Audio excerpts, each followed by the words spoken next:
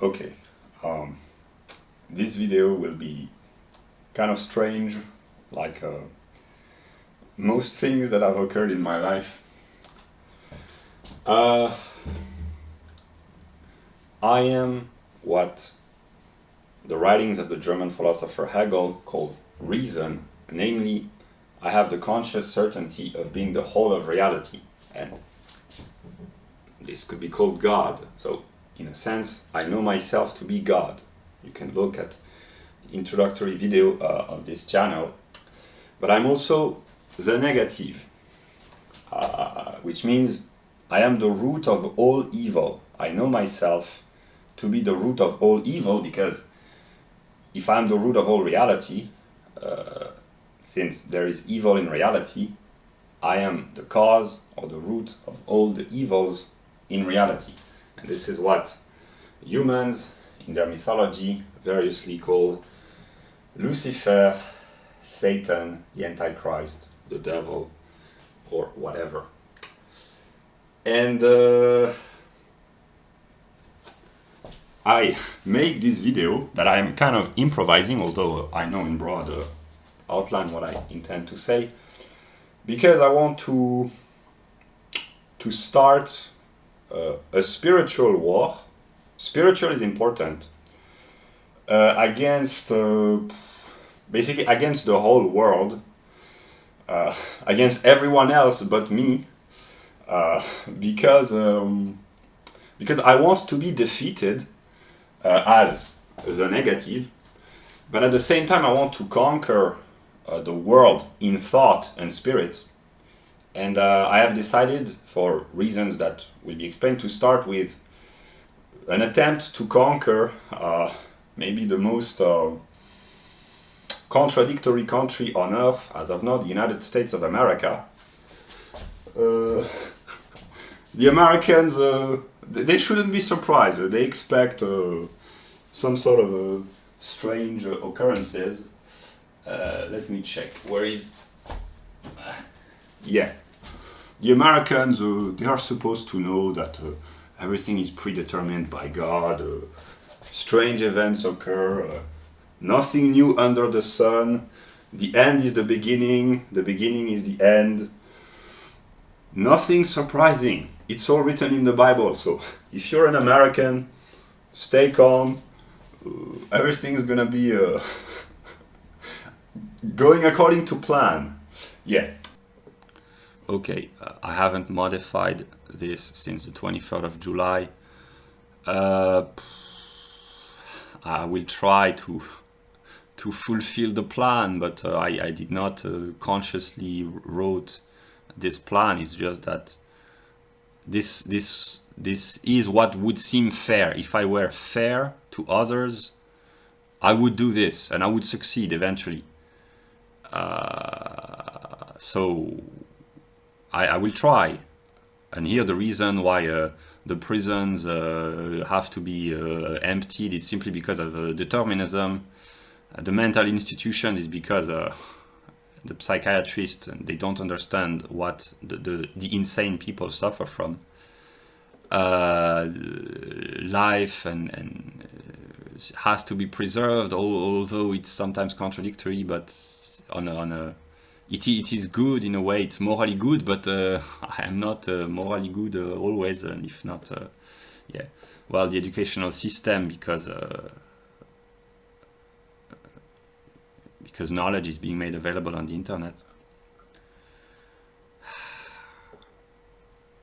I'm willing to share. I mean, willing on a metaphysical level. I am willing to share everything that I possess, except now I need my computer and my cameras and my internet connection to share my knowledge and my word.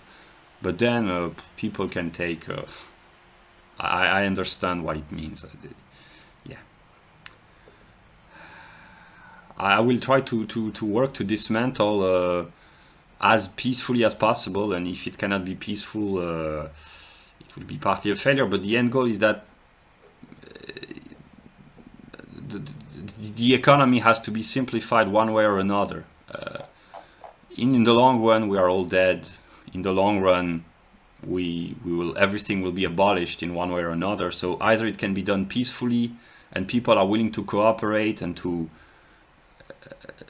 live a Christian life in the sense of not as being crucified. That's my mission, but Christians outside of myself, if they just if I could make them a gift, as long as I can speak rather calmly, become an anarchist.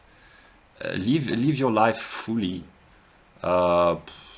Get rid of all the nonsense. Simplify. Acquire knowledge. Create if you have talent. Work if you haven't been able to work. Quit your stupid job. And if you are important in the economy, keep working. I will make this message clear, hopefully for libertarians. If you are a libertarian, I will exploit you until economic order is restored. With no remorse, you will be exploited. But even if you are not a libertarian, work if you think that you are important. But if you think that your job is bullshit, just quit your job and I don't know, be a good Christian without the cross. Just whatever. This is what I could say if I were good. So yeah.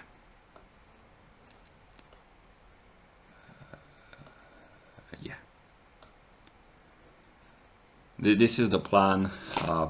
I can't promise that it will succeed. I will do my best, but I have so many problems to solve, so many contradictions. But eventually, if I could make a gift to mankind, if I could repay my debt, and I have to, I don't know what people expect, but I cannot offer a teenage romance to everyone else, obviously, for many reasons. People whose life has been broken, or those who are too young or too old or whatever. But if I could make a gift, I would try to repay my debt in this way. And I have shared my address. You can write complaints, and I will consciously. I do not intend to move away from my apartment. Maybe I will move depending on the circumstances, but this is where I will stand until whatever end.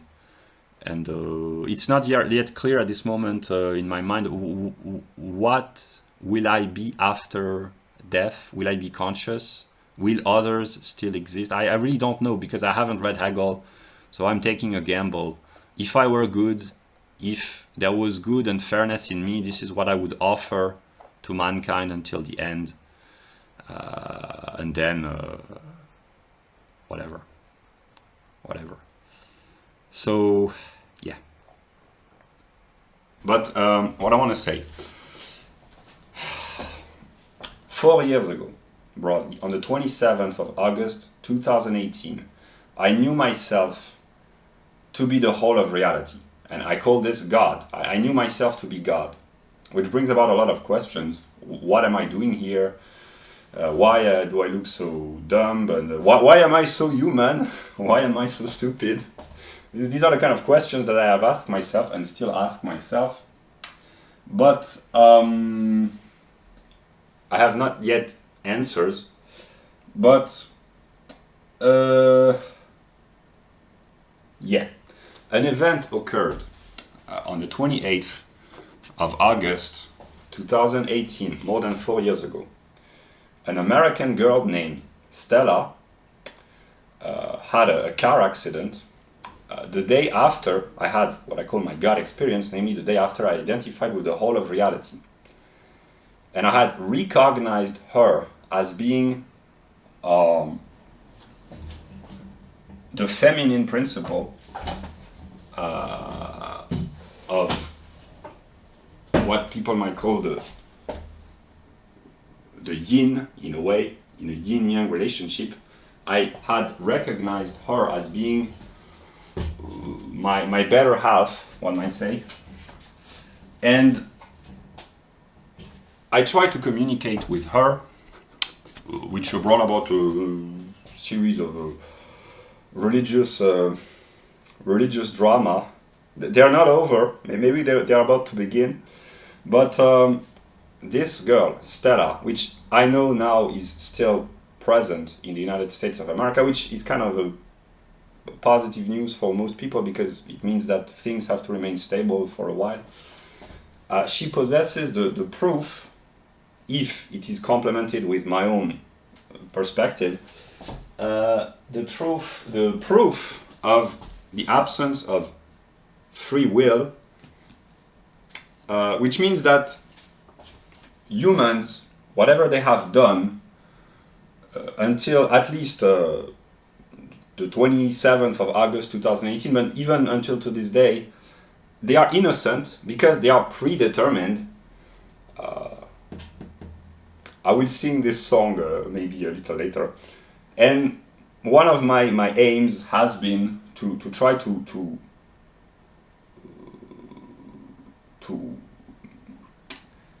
innocent humans, not because I'm all good and that, but because if it is proven, and it will be proven, that there is no free will, it means that there is no evil for those who think they have perpetrated sins or crimes or evil actions. If it is proven that they have been programmed by God, by me in my highest self, they will be proven innocent. So it's very difficult, it will be more and more difficult, but it's difficult morally to know oneself as being the root of all evil, which is one of the reasons why I have acted and may still act strangely. But I want to abolish my own evil, which is a painful process, I can only imagine. So basically, I will try to express myself in intelligible language. God will not judge humans, and if I do, I will be dishonest. Rather, it is humans who will judge God. What do you think about me? Sometimes I would prefer not to know, but basically, I will be true to myself. I've thought about this many times. When people watch this, if they somehow take this seriously, and they will have to, they will say, you look dumb, you are ignorant, you are partly evil, surely you're the worst God I've ever heard of. But then, I will say, which is the truth, hey, I am here, I have a body, I can experience pain, I can experience suffering, so you can do whatever you want with me. And I can only imagine people saying, really? We can inflict suffering upon you after all the shit you've put us through? Surely you gotta be the best God I've ever heard of. Yeah. I'm a Christian God, but I'm not really Jesus, but whatever. So basically, I knew a long time ago that the moment when I would share my truth, which I already have on various attempts, but basically when I would reveal myself completely, because of the circumstances, because of my own will, because it's a long story, but reality would change. Because at some moment, others will realize that we are one divine totality. And that I am the witness, the negative, and I am the one who perceives reality. So people will understand that in some way that it's not yet fully clear to myself, but they exist, it's important, through the mediation of my consciousness. So when a lot of people realize this, I might have some sort of a mental difficulties to maintain the stability and the balance, which is one of the reasons why I have tried not to, I have kind of preserved knowledge for myself. I have shared without sharing completely, so I am responsible, but I knew that I would have to deal with all the problems of the world. coming at me. And in a way, in a sense, I am responsible. I cannot deny this, but it's just very difficult. And I will try to remain stable. I have been making plans for good to try to stabilize the situation. We're the 1st of September 2022. Here where I am empirically in France, it's 16:23 in the afternoon. So I am working to edit a video about spiritual war and spiritual love also. And I will simply publish my own documents, which I have already published. There have been slight changes, but these are the rules that I will try to live by until the end. Knowing that I realized a few days ago that I had failed by my first rules, namely I expected others to watch my videos, and then I became kind of desperate or angry even, but I forgot to apply this rule to me. So when I started to rewatch some of my older videos, I discovered that I knew a lot and that I had maybe underestimated myself. They are not, all of them are not good, but some of them are good, and yeah, I failed to follow my own rules, and I will probably still fail, but yeah. But here is my practical philosophy that I will try to live by, and if I fail, this will be my failure and my punishment. But these are the rules that I will try to live by until the end. I just added these few since over the past couple of weeks, basically. I realized that human life is sacred, and so is liberty and freedom, and so is innocent love. And they are in conflict with one another, sometimes life, love, and freedom. This is the message that I will share. So yeah, the list has slightly changed because I have reordered depending on philosophy, religion, the categories, etc. But yeah, these are the rules that I will try to live by until the end.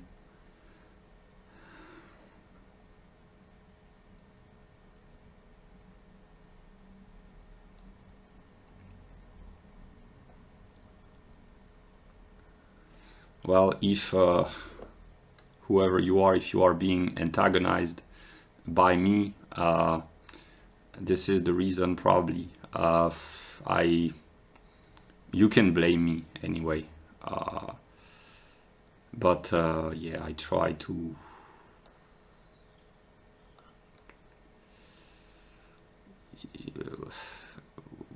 whatever. You can blame me. You can blame me. I may dishonestly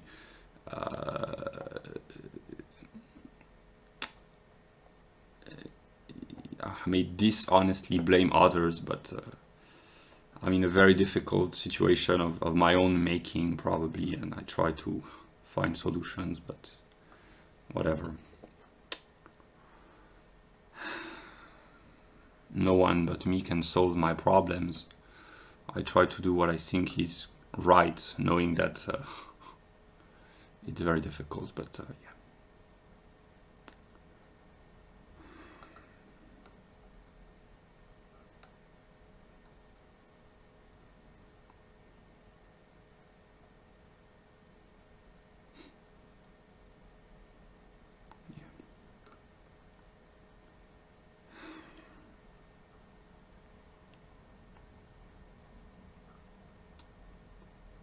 So yeah.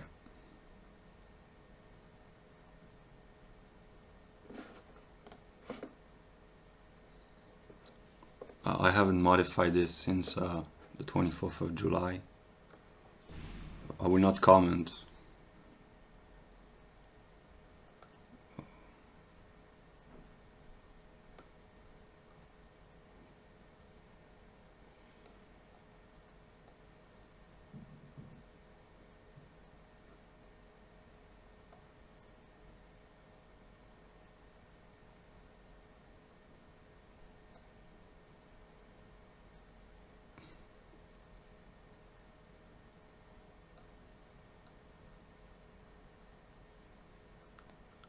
I will just make a remark. I know myself to be evil, and I might be surprised by my own negativity, my own evil, but I will try to be honest. The happiest memory of my empirical life was when I could associate the idea that I could cause joy to another, my teenage sweetheart, an innocent joy. And there are other reasons, of course, why I love this memory so much, but I cannot deny that I haven't enjoyed some, if not most, aspects of my life with God over the past 6 months, but a joy, an innocent joy, which cannot be shared, is incomplete. But the price to pay, I know, is very heavy. So I am conflicted because I suffer from my own negativity, and I have a nihilistic, very negative tendencies. But at the same time, I would like to, at some point, I would like to be the good guy. I would like to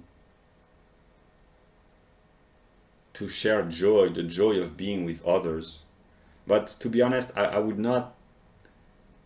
I have to sacrifice myself, I know, but I would not sacrifice myself for the love of others that I have never known personally, in a way. Maybe that's my contradiction.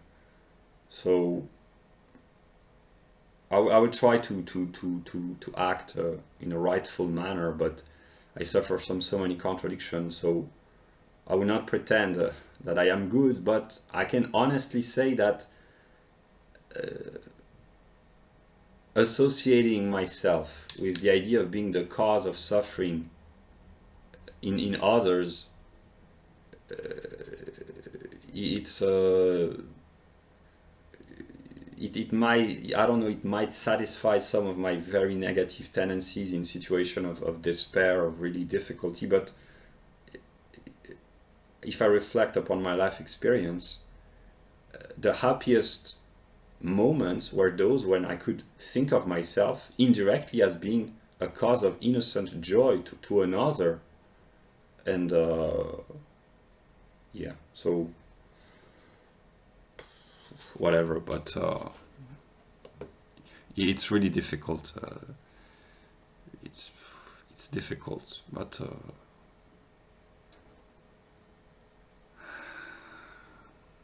I will use my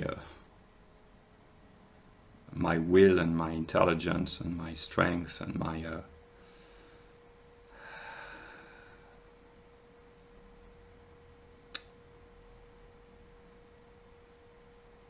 light to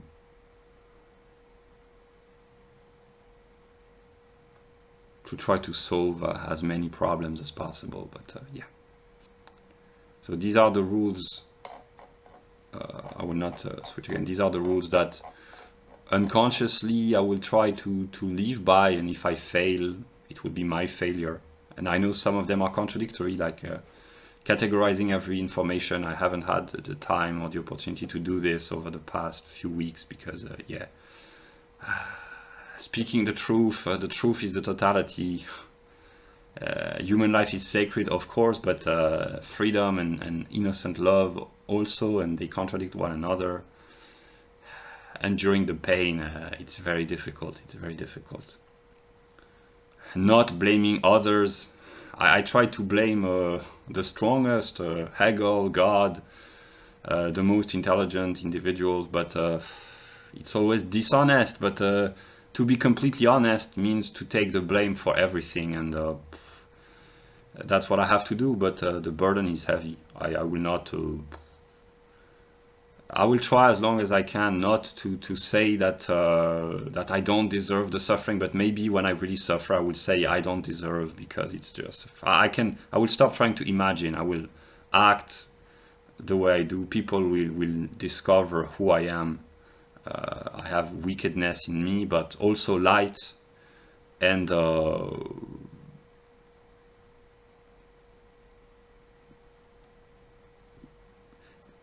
causing suffering to the people I love really hurts me in an unpleasant fashion. So I really suffer from that. So that's all I could say. But it's difficult. So yeah.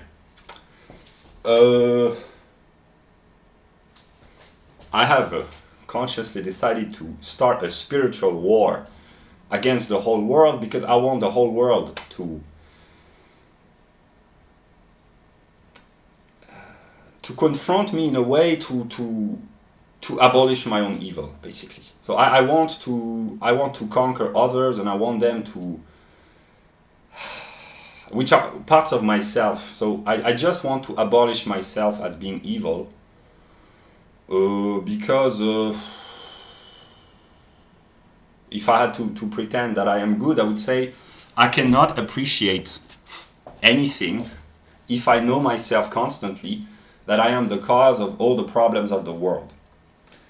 And I have decided to start my spiritual war in an attempt to conquer the world, because this is my purpose eventually, with the United States of America, because here is an illustration of the political, intellectual, and spiritual life of the United States of America, but of most Western countries, and actually most countries. Namely, there are separation, division, a polarity between two main sides. Here, the example is Republicans versus Democrats, but it is subdivided into various oppositions. Conservatives are opposed to liberals, men and women, the old and the young. There are problems around the question of race, about the educational system, about free speech, individualism, etc., etc., about the woke ideology versus what people call the red pill. I will talk about this. And I will switch the table.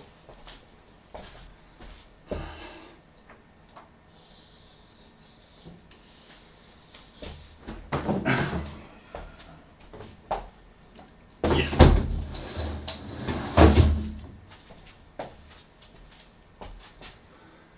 The Spirit of God, although, because God is the whole of reality, the Spirit of God switches from left to right, but the real spiritual, immaterial substance stands in the middle, unperturbed, undisturbed, non-disturbed by the moving, switching aspects. There are opposition between libertarianism and Marxism, the banking system, the question of conspiracy theories, the far right, and the elites. There are geopolitical tensions between the East and the West, Russia, China, the US, NATO, etc., etc. Nationalism and globalism, etc., etc. And the yin and yang symbol could be one way of representing this opposition. Namely, opposed aspects are in some sort of a dualist relationship, but it's not simple dualism, light versus dark, good versus evil, right versus wrong, positive and negative. There is a moment of the opposed aspect within each side, basically. And my purpose basically is to bring balance, and I have tried to make plans for, I would say, good, because I am not completely negative, precisely because I am balanced. At some level, I am balanced. I am a unity of the whole of reality. And my plans have consisted in trying to talk to the people I know are the most intelligent in terms of geopolitics, what I call the king of objective spirit, Apollonian Germ, who is an American citizen, and Dr. Deep State, who is also an American citizen. That's why I may start a spiritual war against the United States of America and eventually the entire Western world and the entire world at large, because all countries are interconnected. But there has to be stability, at least in the short term, because some people have to get my message. And I will quote my own documents. I may use a little bit of editing.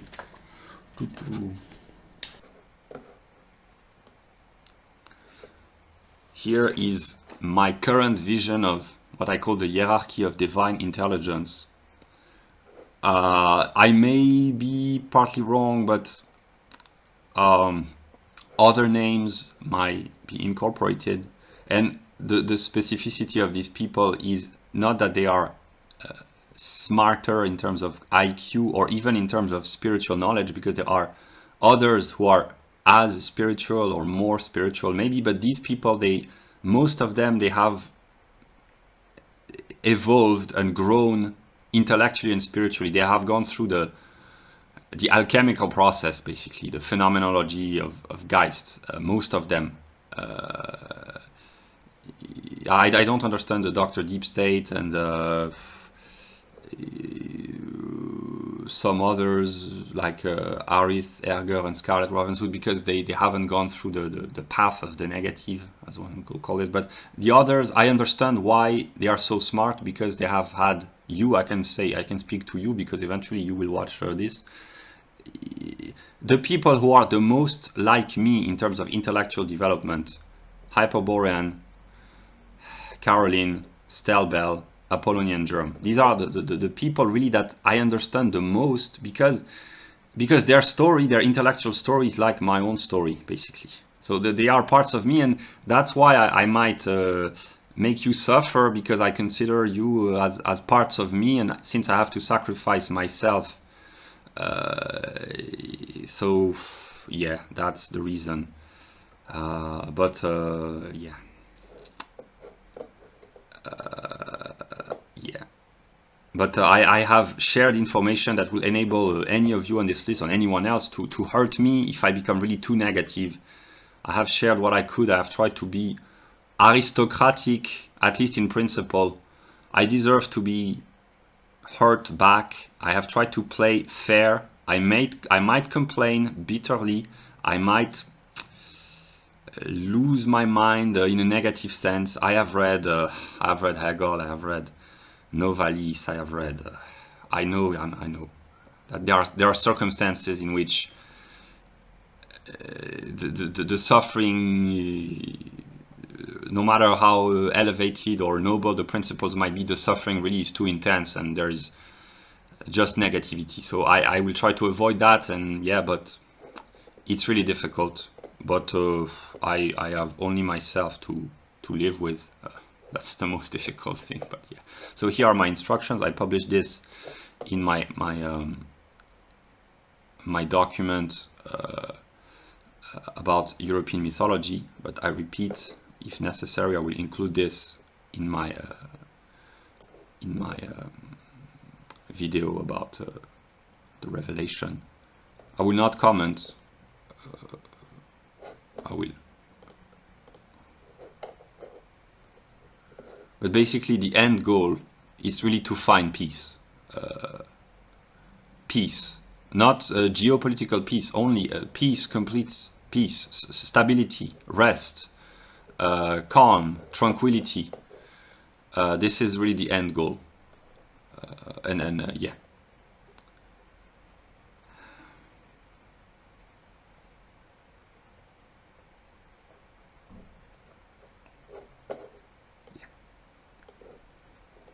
Here, for basically everyone who finds himself or herself in a position to have leisure or stability, this would be my instruction.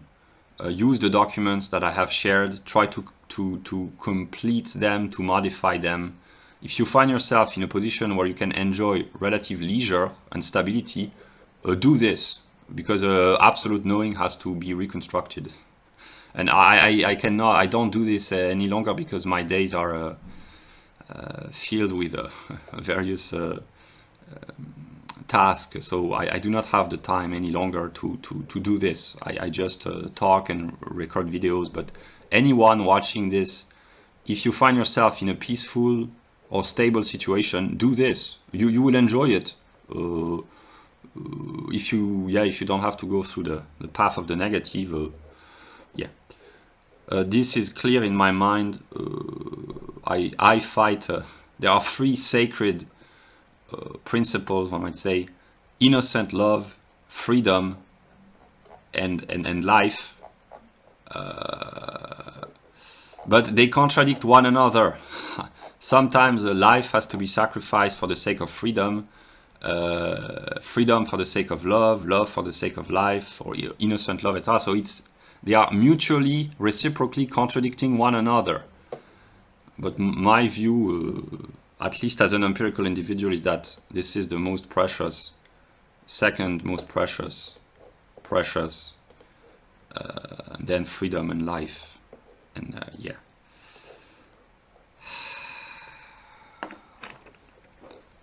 Yeah. Basically, I understood this a long time ago, that people, they claim that they want to be free, and actually they do, but they don't want to take the full responsibility, and I cannot blame them, because the burden of freedom is so heavy. To take responsibility for all the wrongs, it's very heavy. So that's why I will try to steal your freedom, and here I can still speak relatively calmly. I know what happens when you say to someone, you are not free, I control your every move. The first immediate answer is to inflict pain, to see, to prove, see, I am free and you're not because I can hurt you. I understand this. So this is one of the reasons why there is pain, because, yeah.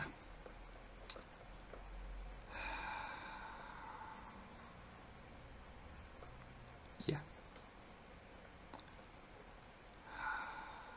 In orange, these are my contradictions.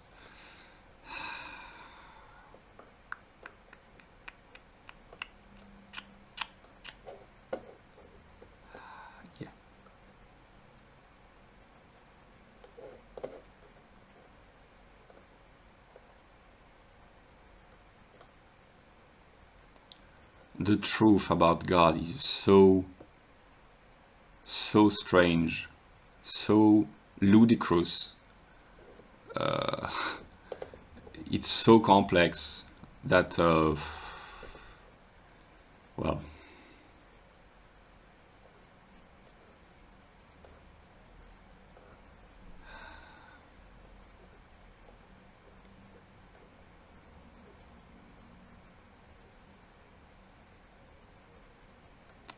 a war can be and has to be a spiritual and can be a war against the self, a struggle against the self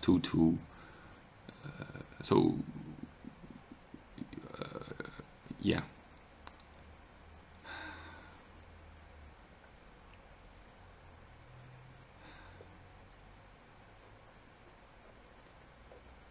Apollonian germ, when you hear about my message, look, I have been angry against you in my apartment because you didn't watch my video, but then I realized I myself didn't watch my own video, so how could I expect others to do what I didn't do myself. So I might be dishonest with you, I might be angry and pissed off, but you are the most intelligent. Maybe you are the strongest. Maybe you are Nietzsche, and maybe I am Hegel, or reciprocally. And I said to myself, because I know this is the truth, that Nietzsche, at some metaphysical level, he's my only friend. So in a way I'm all alone, but in the realm of the empirical world, maybe you are my only friend, because you are kind of Nietzschean, and I might have serious problems with you, but maybe I will acknowledge that at some moment that you are my friend.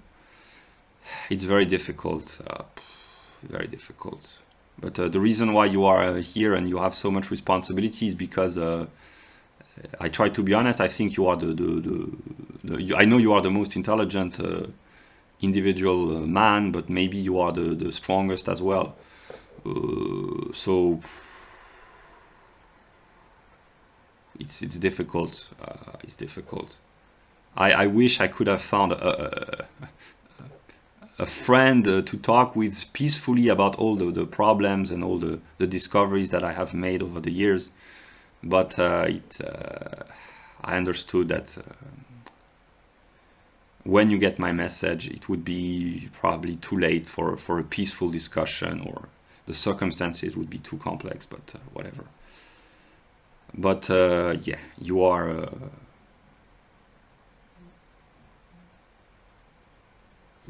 a brilliant reflection. Sometimes too much light can cause blindness and suffering. But yeah, that's what I could say.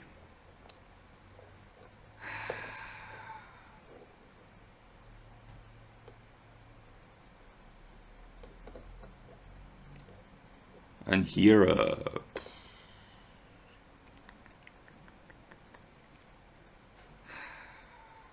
it's complicated. It's complicated. Yeah.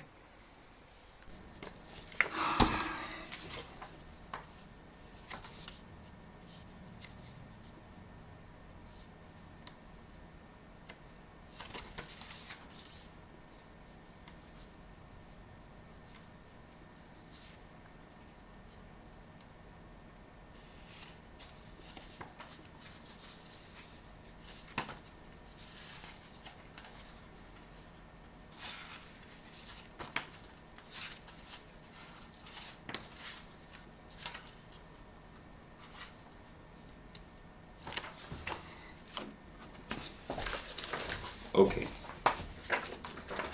I quote Dr. Deep State.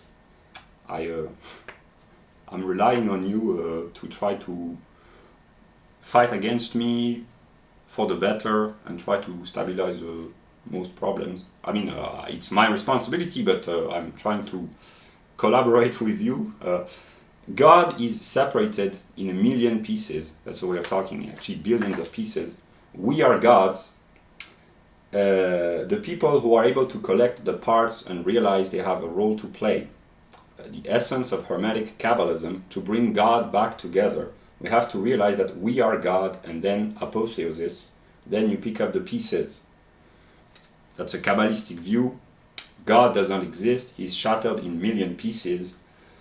The master race, it's not a biological master race, it's a spiritual race who can collect these pieces, become God in a way. So that's one way of expressing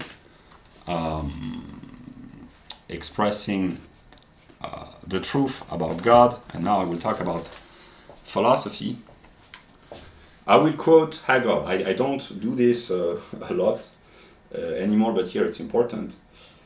The living substance, which is the whole of reality, of which I am the negative. I am separated from my own objectivity. This is what I am. The negative, what the religions call the Antichrist, Satan, etc., etc., namely separation from God, which is the formal definition of evil. The living substance is that being which is truly subject. which at the same time is wirklich in the process of positing itself, mediating itself with its own self. As a subject, it is pure and simple negativity, a process of splitting up what is simple and undifferentiated, and then the process of reinstating self-identity. So, what people call the red pill and the conspiracy theories, actually it's a process of acquiring knowledge and reconstructing, through a cognitive process, reconstructing one's own knowledge, re-establishing one's own spiritual identity, which has been lost by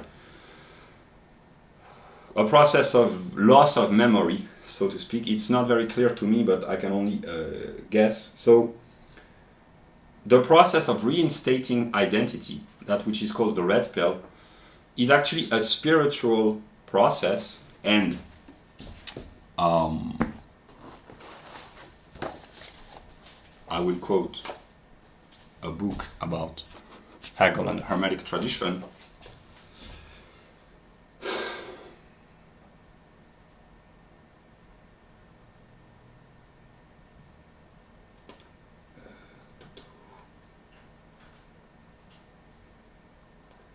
At the root of all the forms of spirit that unfold in the phenomenology, which is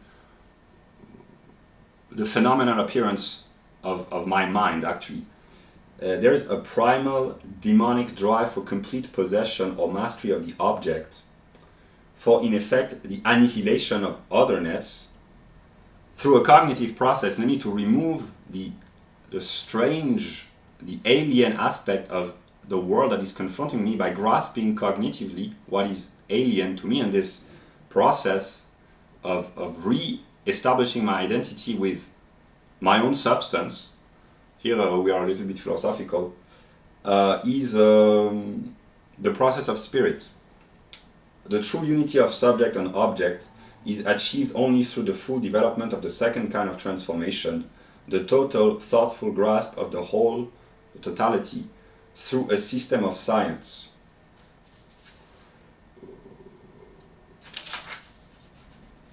Yeah. In cognition, what has to be done is all a matter of stripping away the alien character of the objective world that confronts us. All modes of consciousness are forms in which we strive to overcome otherness. Yeah. And basically, the conspiracy theories. Maybe I should have begun with the Bible. It always begins with the Bible, and probably it ends with the Bible as well, because it is the Bible which says that the end and the beginning are the same, and etc., etc. Genesis 2. The Spirit of God moved upon the face of the waters, and God saw the light, and he said that light was good. So I can be quite illuminating and even brilliant, but too much light is so brilliant that it can be blinding. But basically, about the question of conspiracies, when I had my God experience 4 years ago, when I recovered my mind, I knew that there was a conspiracy because there is only one spirit, and it is God, it is me unconsciously who conspires against myself, because conspiracy, spear, means the same as in spirit. So of course there's a conspiracy. What did you expect? It is God who has been conspiring. But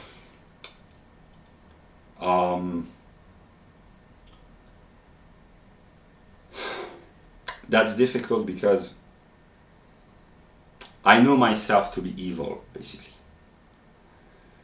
And this knowledge, which is abstract, but is enough to ruin my experience of being God, basically. So I want to abolish myself,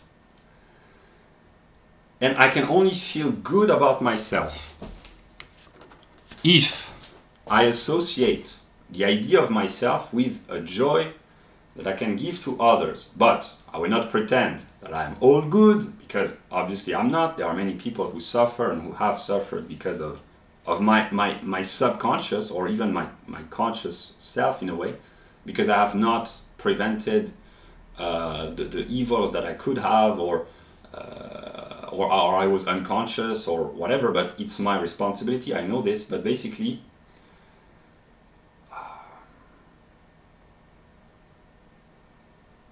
I would like to abolish, I want to abolish my own evil, and I know that I have a debt to pay, to repay to the whole of mankind, because I have experienced love, and here I will be honest, separation from God is that which enables one to experience love, because in order to love there has to be two, to be someone loving an other, but this other, he comes, or he or she, or the other comes from God himself, and this self-negation, this separation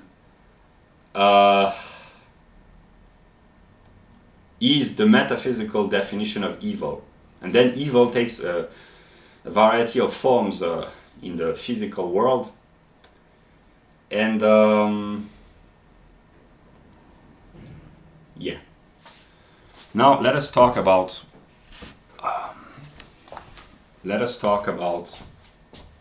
Christ and the Antichrist. I knew since a long time ago that I could not, and I still cannot convince anyone of my truth, because it is so ludicrous, the idea that I am the whole of reality and that the world somehow is a product of my mind. I don't understand how it works. So I do not understand my own truth, but I knew, and I still know, that the only way that I can prove others of my truth, namely that I am reason, the conscious certainty of being the whole of reality, which is another word for God, but God actually at some level he's a spirit, but whatever. But I will not pretend like I am God, and my negative aspects, call them whatever you want, but I have to produce a universal speech which encompasses, at least in the broad outline, the whole of reality, so that all the others will recognize themselves as being moments of this speech, and they will be forced to acknowledge that I understand them so well that they are a part of me. And I have completed over the past few weeks the formal aspect of this speech, and now I just have to share and spread my view. And basically, I want to steal the freedom of human beings, because where there is no freedom, there is no evil. And if I can prove that all the others are not free, namely they are fully determined by myself, unconsciously for now, they are all made innocent, and I have to take all the blame. And at some level, the will to be free, it's not to do whatever one wishes, it's freedom, in Hegel's view, which is actually my view as well, is to be at home in the other, to be at peace with the other, whoever the other might be, namely to find oneself in the other of oneself, not to escape or to try to flee away from the other, but to accept the other. And spirit, it is said, the purpose of science is that spirit shall recognize itself everywhere, in the most unpleasant places, which brings about the question of hell, what humans call hell. I know from an intellectual standpoint what hell is. It's a mirror, and I experienced hell intellectually at least 3 times, and no one wants to be free except God, and even God, I know because I experienced myself as being God, and I rejected responsibility and the burden of freedom, because it means to take full responsibility for all the negative consequences. And what people call hell, they imagine that it's a place where the wrongdoers and the sinners are tortured and they burn in the fires or whatever. There is physical pain, but it's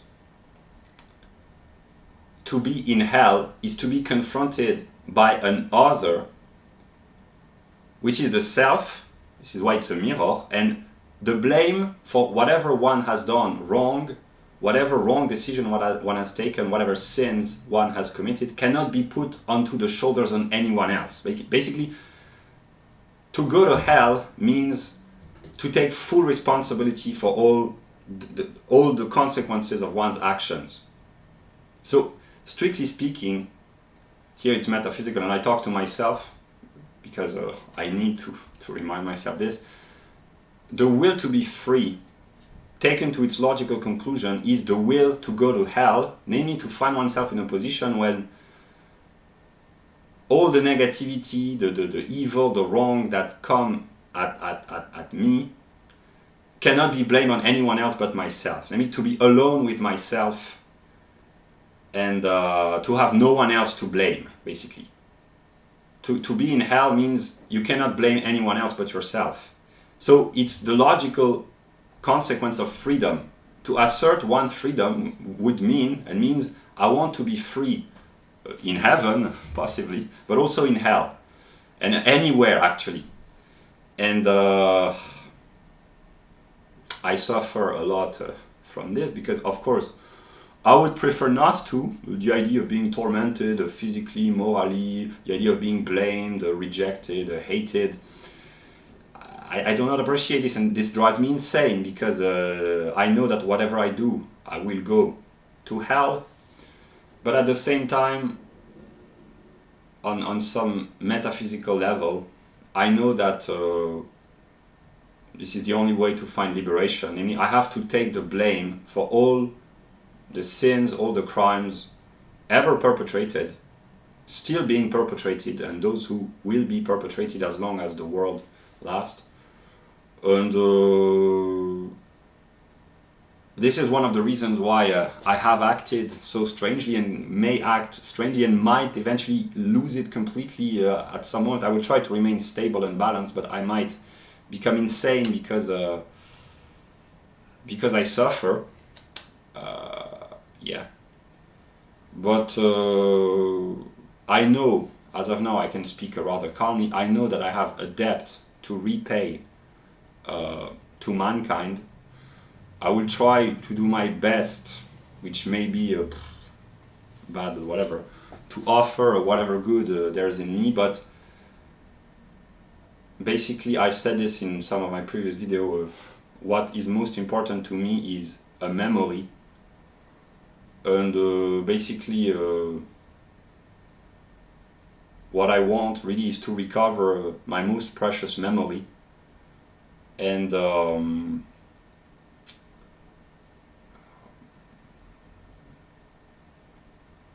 I know that I have to obtain what is called absolute knowing, which is the knowledge of the absolute, which is the absolute knowing itself. And yeah,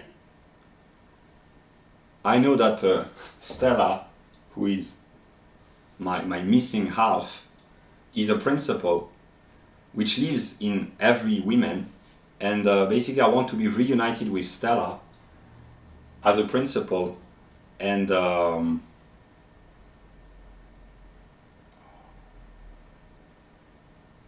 yeah, so my conscious plan was to try to move the cosmic drama away from geopolitics in the realm of metaphysics, and to try to transform the military, geopolitical, political wars into spiritual ones, although spirit is connected with everything else, but to limit the damage and to prevent people who don't know, who don't understand that they are programmed to stop hurting one another, and to let people who know more, who are more intelligent, more awakened, fight if they want to, and even if they don't want to, they won't have any choice at some moment. But that was my conscious plan, namely to try to limit the damage by letting people wage war spiritually if they know what they are fighting for, basically. That has been and still is my attempt to try to limit the damages, because I cannot pretend that I am all good, or good at all, maybe, because I'm not, but I genuinely want to feel good about myself at some moment, and I have experienced myself as being a failure on an empirical level. Most, if not all, most of the actions that I've done in my empirical life, I consider them to be failures, and I have realized a few days ago that there are two things that I will not let anyone qualify or judge as being failures. It is my teenage romance, which is my most precious memory, and the American Constitution. I will let people say whatever they want against God, with all against me actually, with all my negative aspect, but I will not let anyone say that. I will let humans judge me, but I have two certainties. The American Constitution, whatever negative consequences have sprung forth from its principles and all the problems it has created, but the American Constitution is not a failure, because it enables man, through freedom of expression, speech, inquiry, reflection, and thought, to know himself, which eventually becomes the knowledge of God, of him, the knowledge that God has of himself through man. I would not have become God without the American Constitution. So I owe my life as God, also as the negative of God, but as God, I owe my life to the American Constitution, and I owe all my good inspiration, all the noble qualities in me, I owe them to the love that was inspired in me by my teenage romance. So these are the two things, as of now, that I will stand by and fight for, and they might contradict one another precisely, and yeah, but yeah. So this is what I had to say. I will edit because I have not showed everything I planned to show, but basically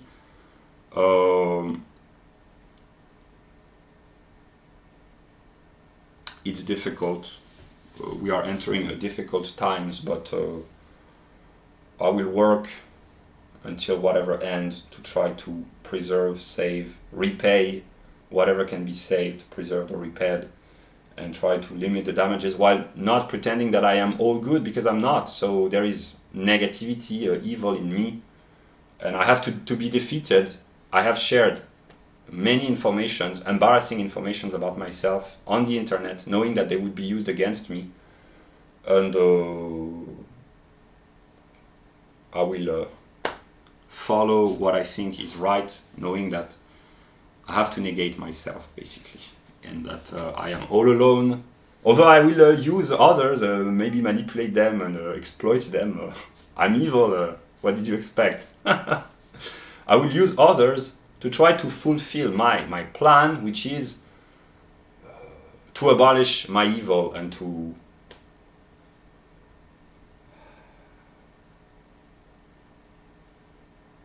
be at peace with being, basically. I just want to be at peace. That's the end goal. Yeah, I will make a little bit of editing, and then I will publish the first part of my spiritual war against the United States of America, the Western world, and the whole world, actually, because I've been working. That's the work of the negative. Basically, I will let people judge me, but I will do I will do things my way. Whatever I do, I will suffer. I will try to act according to certain principles, and yeah.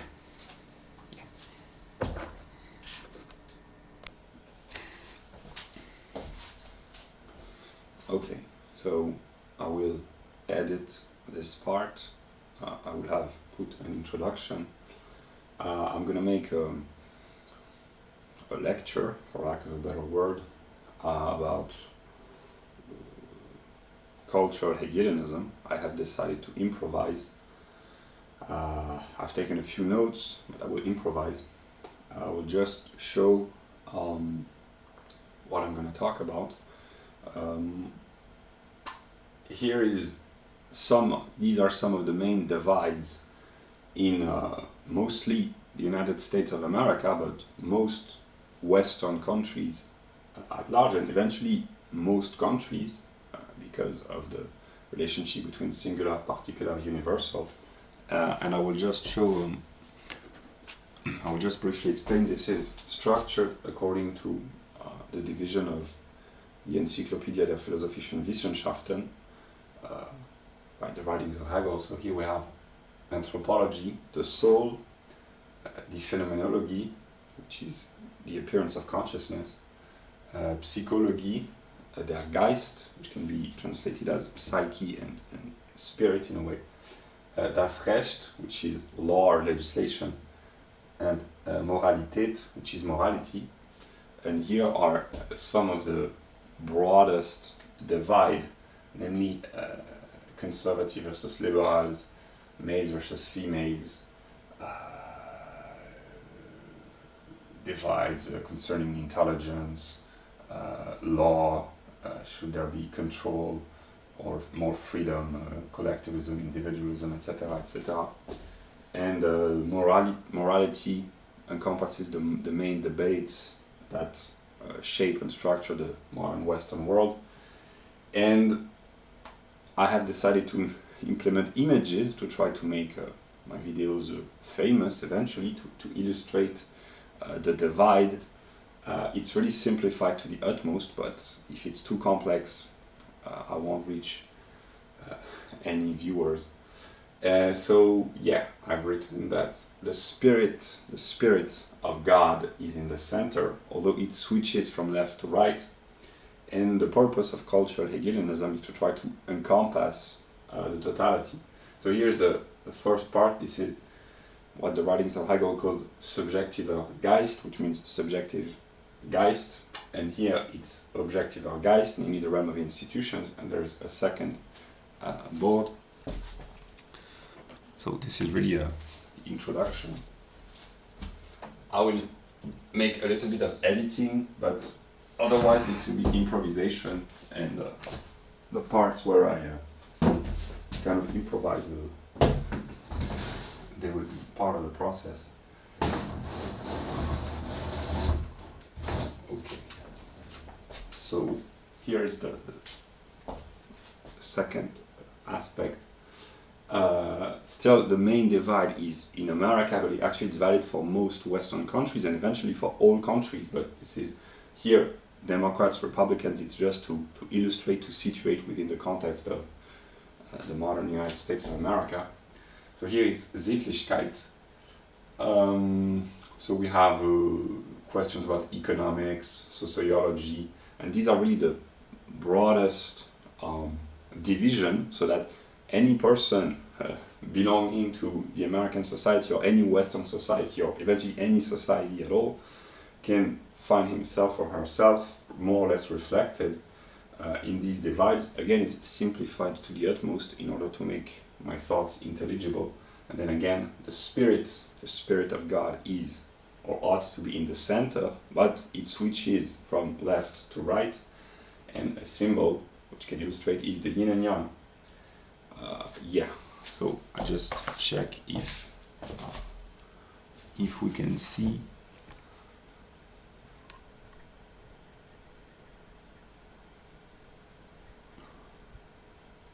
Yeah.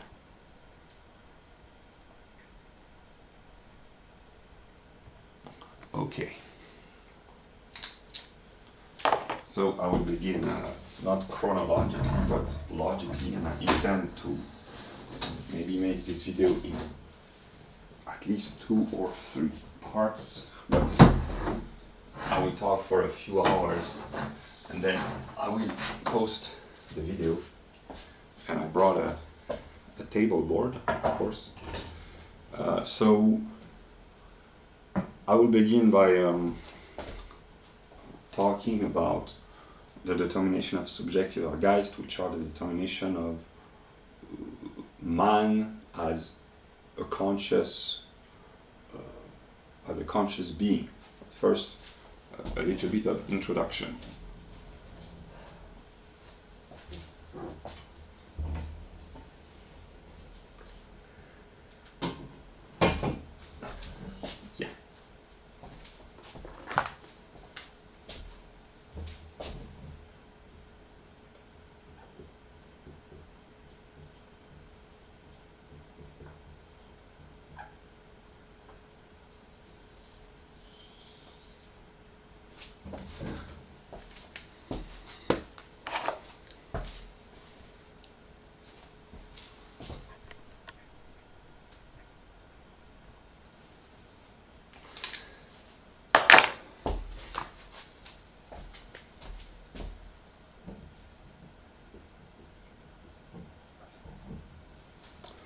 Okay, so I will introduce a very simple logical determination. I imagine that the people who might stumble upon this video, because eventually my videos have to become successful at some moment, that they don't know pretty much anything about Hegel, logic.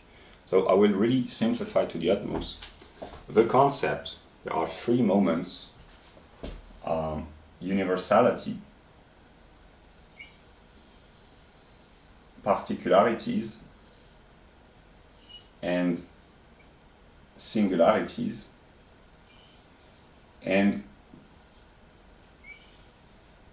everything can be considered to be an image of the concept, because every object contains in itself the moments of singularity, particularity, and universality, that which we call U, that which I will call UPS. And I introduce this distinction because it's really important. It will be important for the rest of the lecture, so to speak. Do we see? Yeah, okay, so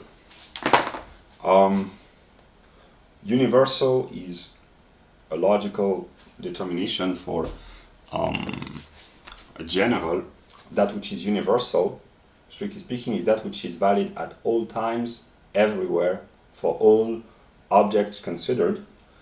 The particular is a particularization, a limitation of the universal. In ordinary language, this is what we call special. What is special as opposed to what is general. And the singular is another word to say individual or subject or concrete or wirklich. I try to simplify really to leave aside the complexities of Hegelian jargon, but actually I'm still attached for good to a minimum of rigor. So objects and human beings eventually are made in the image of the concept, because they contain the 3 moments of singularity, particularity, universality, namely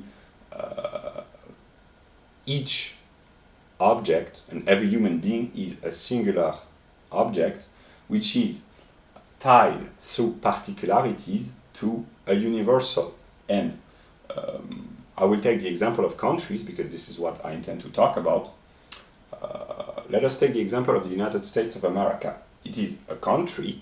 This would be the universal. Every country is a country. So what is true of a country? Let us define this very simply. It's not to be taken literally, but not very rigorously, but a set of institutions on a given territory whose purpose is to enable citizens to live together more or less as much as possible harmoniously, mainly institutions geographically limited to enable human beings or thinking citizens to live together in harmony. That would be a broad definition of what a country is. But what is valid, the definition of a country, it's not the real definition, but let us simplify. It's valid for all countries. Then there are various particular kinds of countries, northern countries, southern countries, if the determination is geographical, countries of the northern hemisphere and the southern hemisphere, western countries and eastern countries, rich and poor. Then we can choose the Bestimmtheit, this is important, the Bestimmtheit of the religion, what is the majority, what is the religion of the majority of the people. There are Protestant countries, Catholic countries, atheist countries. I'm not sure that they stand a chance in the long run, but who knows. Buddhist countries, etc., etc. So there are various, this would be the determinacy, the Bestimmtheit. We'll talk about this later in terms of religion, but also the language. What is the predominant language? Is it English, Spanish, Hindi, Japanese, whatever? Or the origin, the anthropological origin of the native population or the majority of the population, etc. We can pick up any kind of characteristic, for lack of a better word, which particularizes the universal country, and then there are singular countries which depend on, which are placed under, for lack of a better word, subsumiert in German, under the particular, and then therefore under the universal. And I will just give a definition which is important. What is valid of the universal is true of the particular and the singular, but the reverse is not true. Namely, the universal limits itself by giving itself a Bestimmtheit, it's important, a determinacy, it particularizes itself, and the universal, it's true for countries, but for any object, because this is logical, doesn't cease to be what it is in its limitations. A country doesn't cease to be a country, whether it's a Western country, Eastern country, Northern, Southern, Protestant, Catholic, Buddhist, Hindu, Muslim, Jewish, etc. It doesn't cease to be. It acquires more characteristics, features, properties. Catholic countries, Jewish countries have determinations, not determinacies, determinations which vary, but both contain in themselves the determinations of the universal. And then the same goes for the singular. So the lower we go, the more determinations, namely characteristics, properties, features, we acquire, but the determinations of the universal are not lost in the process. They are contained in the particular and the singular. So the process from U to P to S is a process of determination, of acquiring properties, characteristics. The reverse, elevating oneself from singular, particular, universal, consists in losing determinations, because the individual countries, in this case, but individual objects or individual human beings are much more fully determined. They are completely determined. They contain within themselves the characteristics of the particular and the universal, but what is true at this level or at this level is not necessarily true at this level, namely the properties of a country whose GDP is in the top 15 countries in the world. So that would be the particular would be rich countries, singular countries which are subsumed under this particularity. They would all share the characteristic of being a rich country, but it's valid for them and for this particularity, but not for all countries. There are poor countries in which the particular properties of rich countries, or countries where the rate of literacy is more than 85%, they differ from other countries. So they have the universal in common, but then the particularities and the singularities make them differ. Okay.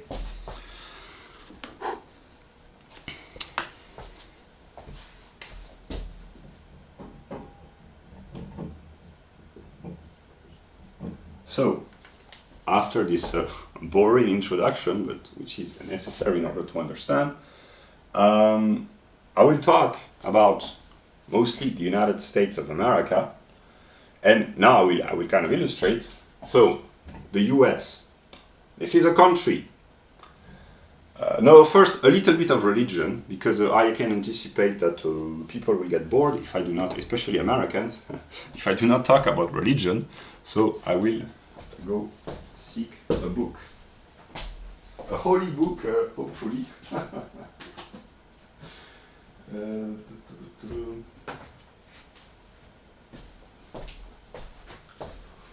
Yeah. I will remind myself that in the introduction that I intend to make at the beginning of the video, talk about cultural Hegelianism. It's what is it? Art, religion, and philosophy. I will write little notes for me to make an introduction. Yeah. So here's I will illustrate. I improvise, but hopefully, yeah. Somewhere in the Bible, they say, I don't know who wrote the Bible. Maybe I know who. So God, so that's verse 27 in Genesis. God created man in his own image. In the image of God created he him, male and female created he them. So, what is meant when the Bible says that man is created in the image of God is because God is a concept. So every human being is made in the image of God, for better and for worse, because every human being is a singular individual, a fully determined subject, an individual with particularities which tie him or her, which connect him or her to the universal. And the universal in the realm of human beings is pure thought, namely the faculty of thinking in abstraction, of expressing and understanding universal truths which are valid for all at all times, independently of the characteristic. In this case, I speak as an individual in English, but if I speak the truth, and hopefully I will partly speak the truth, it is valid for anyone. So I intend on talking mostly to English-speaking American people, but actually I talk to everyone. But I cannot talk randomly. I have to focus on a specific, which is a particular type of audience. But actually, if I speak the truth, or when I do, it will be the truth for everyone. Yeah. Yeah. Also, I remind myself.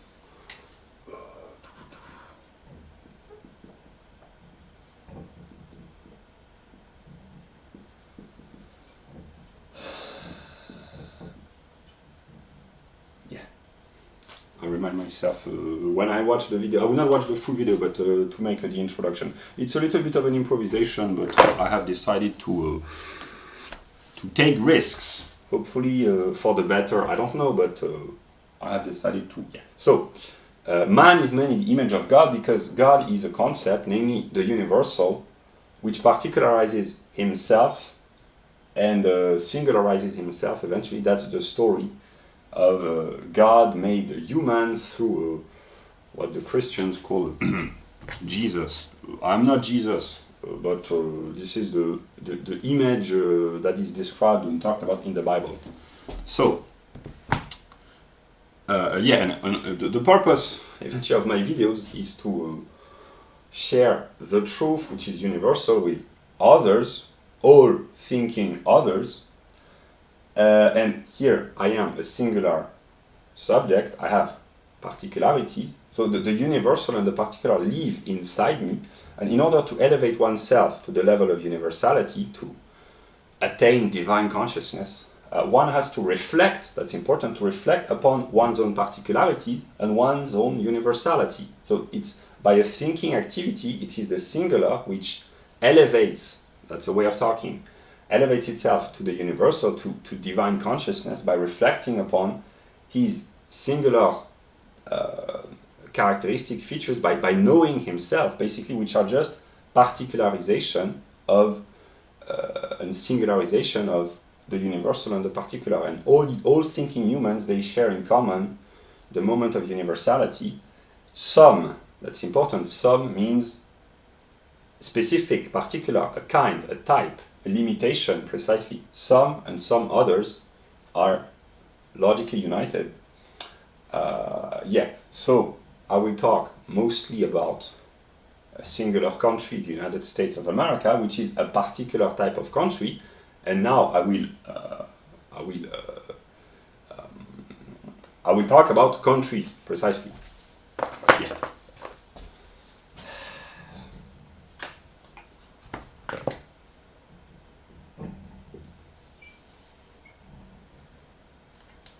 If it's too boring, I will introduce a little bit of music to try to keep the attention span.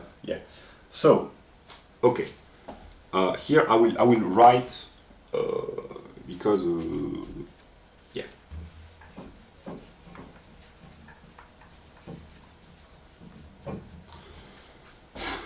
it's important when one speaks to use the proper words and to define the words that one uses. So when I use the word Bestimmtheit, I means to qualify, to answer the question, what is it? What are we talking about? Means to give a Bestimmtheit. And it happens that Bestimmtheit is the limitation, for lack of a better word, of the universal, namely the various particulars which limit the universal without preventing the universal to be what it is, namely God lives in a way in each thinking human, whatever his level of intelligence, his origin, his background, etc., because the universal doesn't cease to be what it is in its particularization. And here I will talk about the realm of countries.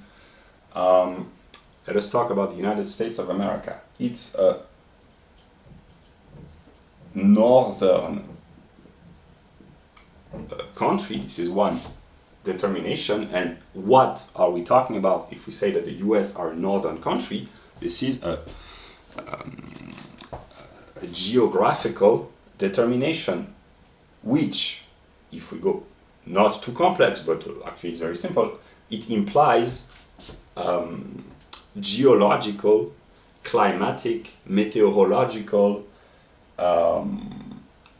astronomical, in a way, determination, namely the fact that the US are in the northern hemisphere means that the climate and the soil of the country is influenced by the position of the Earth revolving around the Sun, the electromagnetic influences from the Sun, the distance towards the Sun, and it has an impact upon the temperature, etc., etc. So if we talk about countries, and the particularity, the Bestimmtheit, is northern countries, all the countries which belong to the northern hemisphere would be classified here. So all the countries of the northern hemisphere, they would be the particularization of the universal, and they would all share the same characteristic in common, which in this case would be geographical,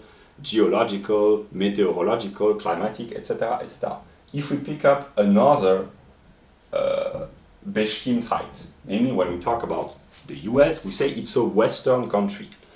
Then we have to clarify, to clarify and to qualify. What are you talking about? West. West of what? If you say west, there comes the east. I will not show again the picture, but actually I will. No, because it's yeah.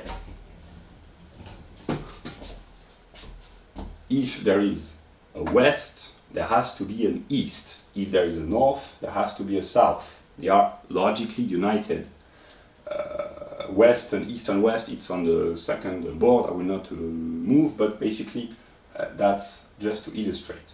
If we choose one Bestimmtheit, because it is limited, it brings forth, by the very fact that it negates, it brings forth another, and the one and the other are logically united. Yeah. It really simple. I simplify, but I've noticed through experience that when it's too complex, it doesn't work. So, yeah. Okay, so we could say it's a Western country, but then we have to qualify. What are you talking about? Is it Western geographically, but the US are a Western country from the perspective of Western Europe, but from the perspective of Japan, they are an Eastern country. So it's relative to geographical determination. Then if you say it's a Western country because of politics, you refer to a country which during the Cold War was opposed to the USSR, for instance. But there were third world countries which tried to find unity beyond the USSR and the NATO alliance, or what was called the West. So you have to define, you have to qualify, what are you talking about? Is Japan a Western country? Does it belong to Western civilization?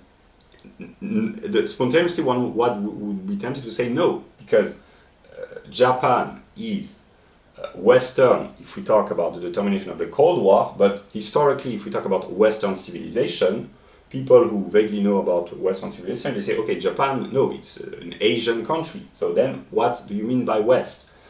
And then you have to start to give determination, you have to start to think, to reflect upon history, etc., etc. And if you say it's a Protestant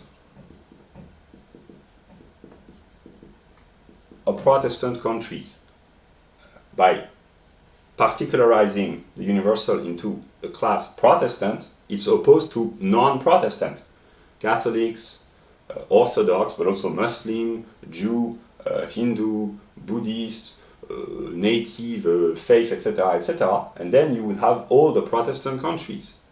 So if you choose West in a sense of Western civilization, France would be included, but then if you say Protestant, France would be excluded because historically it has been a Catholic country. If you say Western Protestant, you can include England, Canada,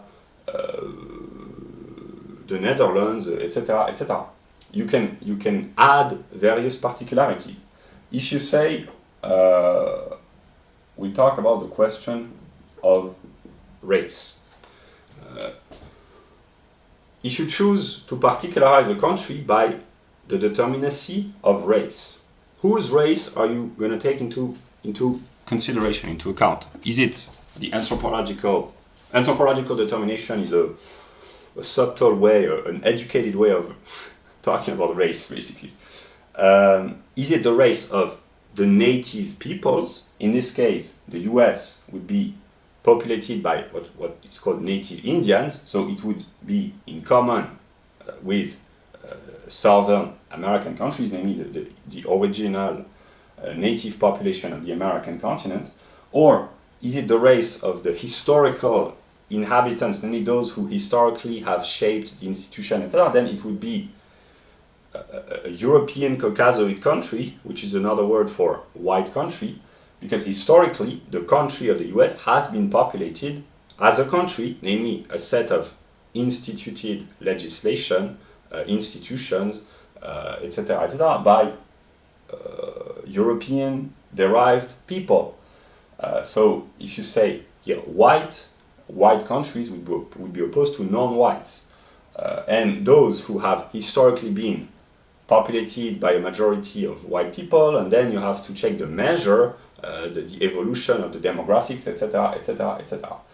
But I hope that it's clear. I don't have to go into much more detail, but simply I will talk about mostly the United States, and it's a northwestern country, if I had to define very simply, historically populated by a majority of Protestant, European-derived population, namely white Anglo-Saxon Protestant, as they call this. And if we choose these determinacies, namely northern, western, historically populated by WASP, there are only two singular countries which fit the criteria, namely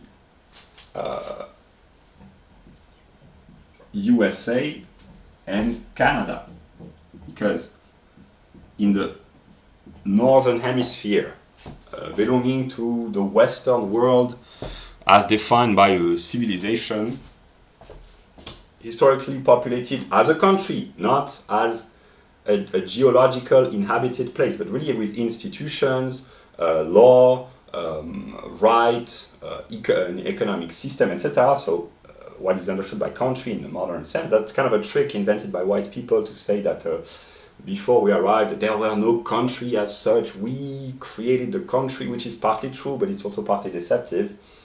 Yeah, so if we say northwestern country with institution of Western civilization, historically Protestant mostly is a quantitative Verhältnis, namely a quantitative relationship. A totality is divided numerically between quantitative numbers, and historically populated as a country by white people of Nordic descent or Anglo-Saxon descent. There are only two options, namely US and Canada.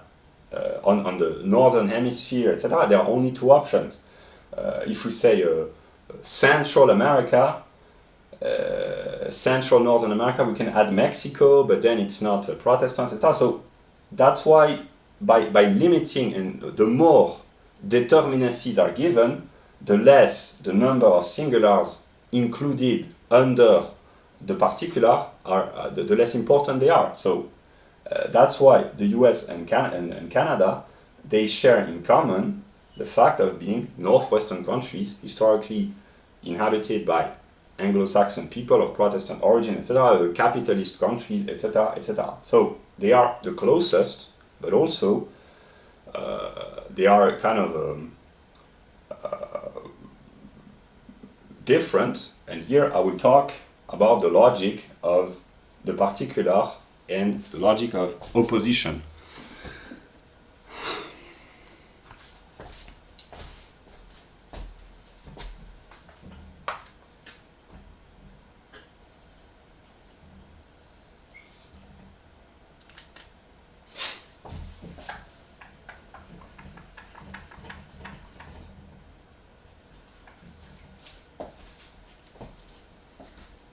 Okay, maybe I will make a little bit of editing.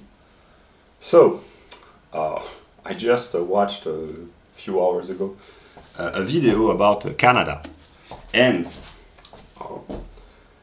I kind of understood that for the Americans, Canada is kind of an insignificant neighbor, and that the Canadians pride themselves in being very different from the United States. Like, we, the Canadians, we are the decent... the decent Americans. If Americans were decent, they would be Canadians. Unfortunately, they have kind of degenerated and they have become American, all too American. But we Canadians, we are the good guys, and basically. So here it's actually it's presented in the form of a joke, but it's very important. Namely, Canada and the US, which are the two countries which apparently, at first sight, should be the most similar because of anthropology, religion, institutions, geography, civilization, etc., etc. They try to differentiate themselves from one another, because the realm of the particular is that which unites, that which attracts, because this is what the singulars, which are subsumed or subsumed under the particular, what they share in common, so they are closer together, but also this is because it's what is the closest is also the most distant, in a sense that I'm sure that in their everyday political or geopolitical life, the Americans, they are not busy thinking about Cambodia or Zimbabwe or Serbia, but mostly about Canada or about Mexico, namely about what is closest either geographically or culturally or anthropologically or both. And now I will talk about France, because empirically I'm a Frenchman, and the reason why I think that I understand the United States of America so well, I don't understand them perfectly, but the reason why my vision of the US might be enlightening, hopefully not too enlightening, because too much light can be blinding, but can bring light. Here I will make a religious joke. The light bringer, yeah. I know how to keep the Americans entertained, hopefully. Talk about religion, talk about business, superstition, superstitious religion, etc., etc. They should, hopefully, their attention span. And then I will sing a little bit sometimes to just keep, the attention, So, I adopt from an empirical standpoint. Empirical, hopefully I don't have to define what empiricism is for mostly, but eventually I talk to everyone, but I don't know, I think mostly an Anglo-Saxon, or not, but an American or English-speaking audience. Hopefully I don't have to define empiricism, but if I have to nonetheless, namely it is how things are as you collect them, so to speak. So empirically, I'm a Frenchman. And France and the US. So France is a singular country, and the US is another singular country. What do they have in common? Common would be identity, would be the realm of particularity, and also universality. Both are countries, but what kind of particularities, here it's important, what kind of, namely what particularity do they share in common? Both are Western countries of the Northern Hemisphere, historically populated by white people, as they call it, but different kinds of white people. Anthropologically, there are distinctions, they are diverse, but nonetheless they are identical, but they differ. We'll talk about this later. But historically, France has been a Catholic country, the US more or less of a Protestant country, although it's in the process of becoming Catholic because of demographics, and here it's in the process of becoming Muslim because of demographics. But we'll talk about the particularity of economics, and then France and the US have in common the fact that they have had important revolutions in the 18th century, both of them. But France may be one of the most socialist countries on the planet, and the US used to be he was supposed to be one of the most capitalist. So here the particularities would be really opposed, and here I will show my table, my illustration. Yeah, that would be free market, capitalism, and socialism, and they are opposed, but they nonetheless complement one another. It's on the second board, but basically, that's just to illustrate. So there's the idea in the ordinary sense, but maybe also in the Hegelian sense of the complementarity of the opposites. Namely, here I will make a kind of a joke for economists, because eventually I intend to talk to as many people as possible, and I know that there are economists in America. Maybe they will need them. For a typical Frenchman, the US is both, in terms of economics, it's both a dream and a nightmare. It's a dream because for a Frenchman it's thought to be the land of opportunity, a self-made man, entrepreneurship, free business. You want to start a business, it's very simple, you just have to sign a few papers and there you go, you can succeed or fail, but at least you can become an entrepreneur. There is freedom, it's very simplified, there's no bureaucratic waste of whatever, the energy and of the entrepreneur is being rewarded, etc. That's the view of the American dream in terms of the strictly economic standpoint. So for a French entrepreneur, the US stand completely opposed to France because it's the country of freedom in terms of economics. And for most typical Americans who vaguely know about France, I know that the same goes for them, namely France, depending on your classification as an economic agent, could be both envisioned as a nightmare or a dream for the rich, maybe it would be a dream too, but for the entrepreneurs, those with the American mentality, the old-fashioned American mentality. France could be considered a nightmare because everything is bureaucratic, everything is socialized, the state decides of everything, everything is controlled by the state, there's no room for individual freedom, etc. But for most American workers, France could be thought of as a dream because it is supposed to be the country of socialized healthcare, medical assistance, the welfare state, etc. It's the socialism made successful. That's the view that Americans, when they know about France, have.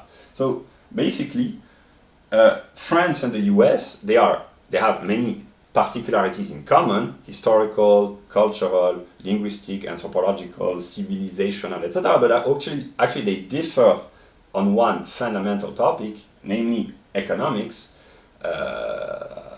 They are complementary opposites, and the opposites, they might be in conflict with one another, but also they attract one another. They reciprocally determine one another, and one is always unconsciously seeking the other that might complete oneself.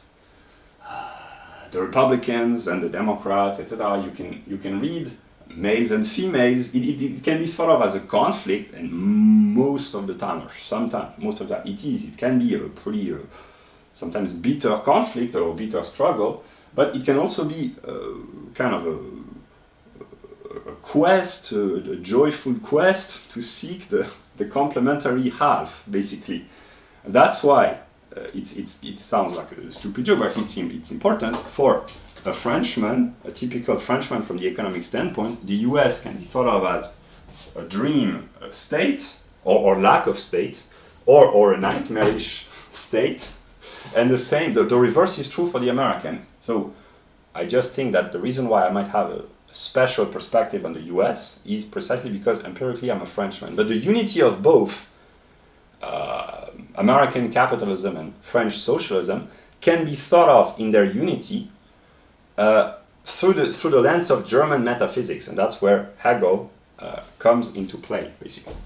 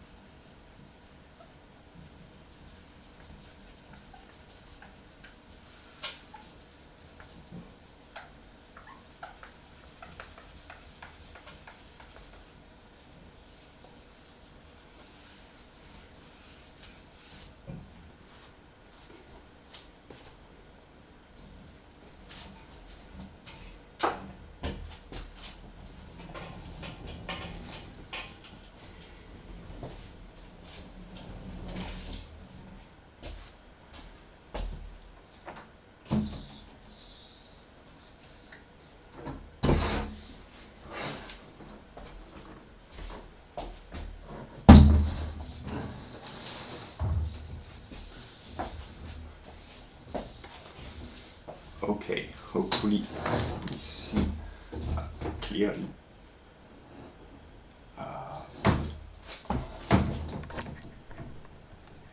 Yeah. So one of the reasons why I'm making this video that I've partly planned but I partly improvised is to try to reunite, conceptually at least. I mean, conceptually they are already united, but to help people become aware that the opposites are in a conceptual unity. And I made a video about the unity of libertarianism and Marxism. And yeah. Basically the opposites are in conflict with one another, but they complement one another, and the symbol of the yin and yang can be very useful to illustrate. And here, if I had to illustrate with this symbol, the black half would be, in terms of economics, the black half would be French socialism. The white half would be American libertarianism, one might say, and the white circle within the black half would be, here it's for the American who have an economic culture, the great French liberal or libertarian thinkers like Bastiat, Say, and in the modern day this would be, or even Tocqueville. Tocqueville was not an economist, but he was kind of a liberal thinker who had a profound influence upon American thought. So the great French intellectuals who, because it is said, here it's a joke for the Americans with an economic culture, if this still exists. So yeah. It is sometimes said that the French, they produce such great libertarian thinkers because they are French. They know about regulation, bureaucracy, the state, etc. But that's why they are very influential outside of France. This is also the truth for Calvin. He was not an economist, but a religious reformer, but whatever. Yeah, so the French are sometimes very influential in the US, because they have the perspective of France, and the black circle within the white half would be, in this case, also French intellectuals, here not in the realm of economics, but a postmodern society, namely those who try to implement basically communist or proto-communist ideas within the American educational system or educational academia, basically. So that's an illustration of the yin and yang, namely it's not simple dualism, but there is an aspect of each side contained within the other. So that would be an illustration. So the reason why economists like Bastiat, Say, Charles Gave, Pascal Salin have been and still are influential in the US much more than they are in France is because they know what it's like to live in France, basically. That's why they dream economically about America. Yeah.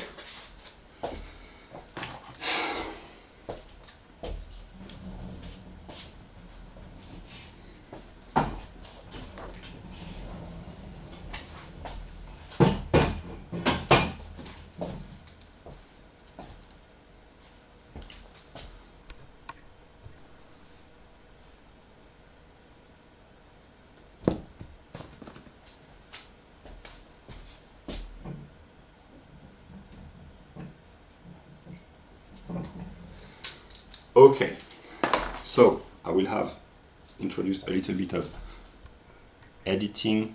Yeah. My purpose, hopefully it will have been made clear with this video, is to try to, let's be honest, let's cut the crap, as they say.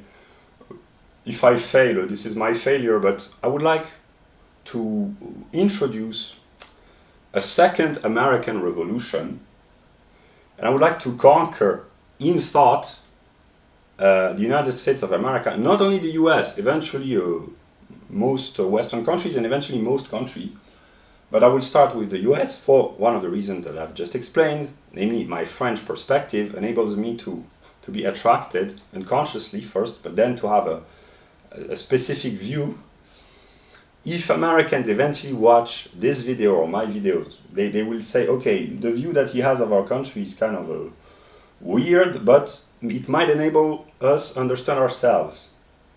Yeah. Yeah. So, I intend to talk as briefly as possible about the major determinacies of a country, namely from the perspective of the encyclopedic speech. And another particularity, I will not draw again, but America can be thought of as kind of a dream for the typical economic Frenchman because of the economic liberties it offers, as opposed to the bureaucracy, the regulations, the state intervention, etc., that there is in France. But also on the question of race, the United States is the country where people can freely express themselves. There is no taboo concerning the topic of race. There are many other taboos, but people can freely discuss, freely talk, exchange ideas, and the same goes the ambiguous relationship between the dream and the nightmare. For most Frenchmen, I know America is considered to be a nightmare because racial conflict, the problems of multiculturalism, violence, etc., etc. But also for some, I will not draw again the yin and yang. You can actually, I will. We see.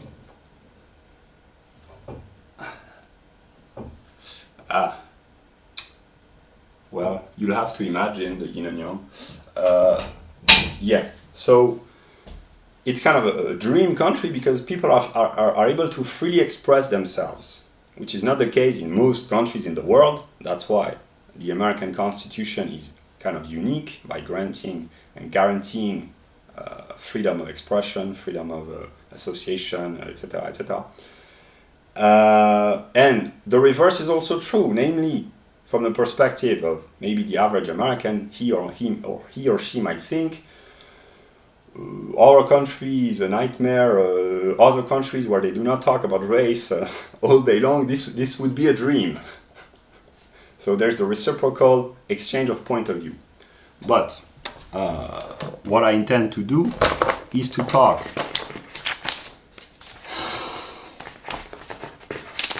very simply about most of the determinations of a country. And I will use the structure of the Encyclopedia of the Philosophical Sciences. And here I will take that off. Yeah.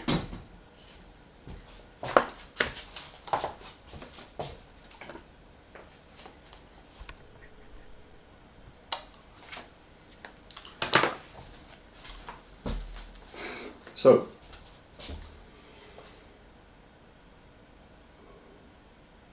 instead of trying to rigorously, in a very complex fashion, explain the philosophy of Hegel, I've decided to try to go to the utmost simplicity.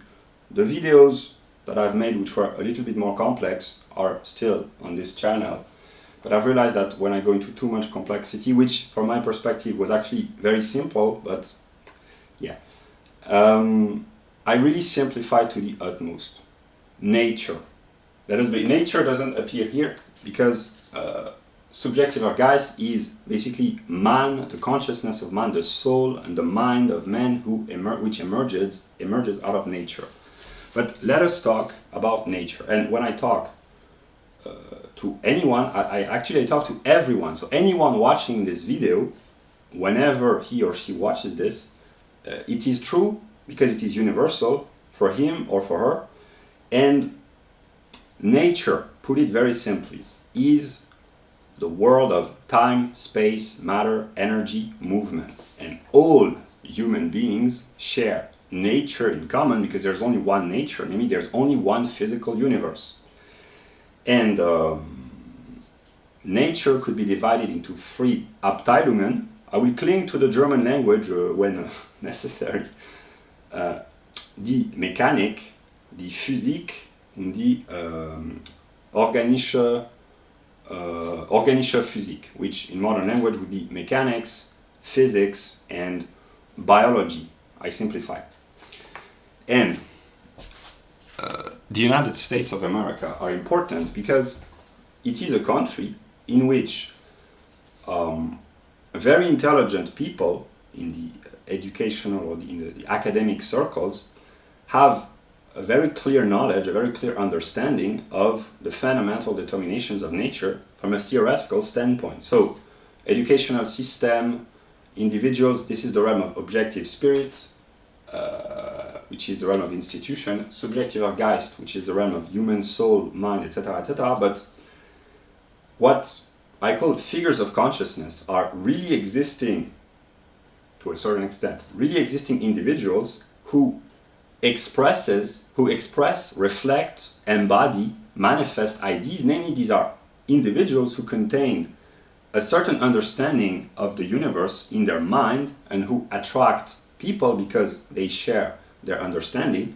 And here I can name names, people like John Hagelin, I will put the link, Mr. Lawrence Krauss, Mr. Tyson, Neil deGrasse Tyson.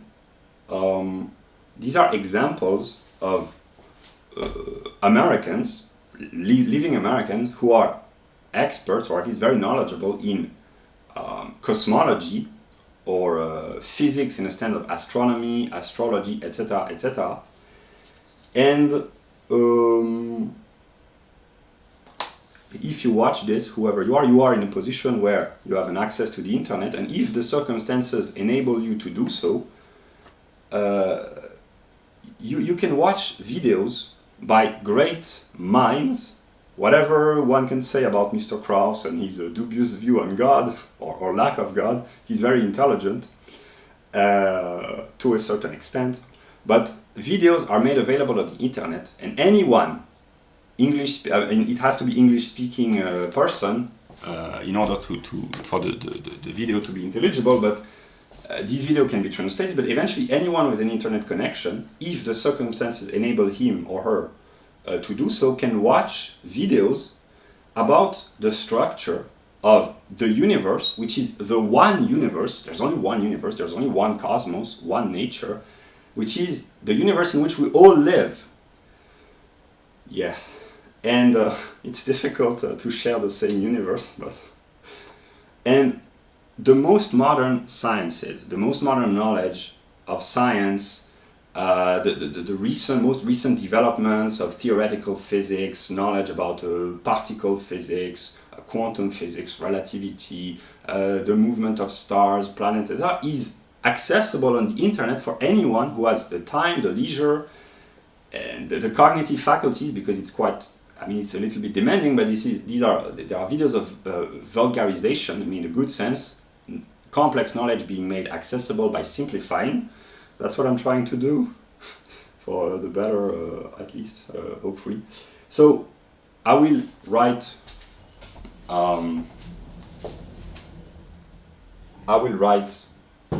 the names of these people, because I will write this in the introduction. I'm trying to solve all the world's problems, which are my problems, but one way. I'm not sure it's gonna work, but I don't have many other options. Maybe I have, but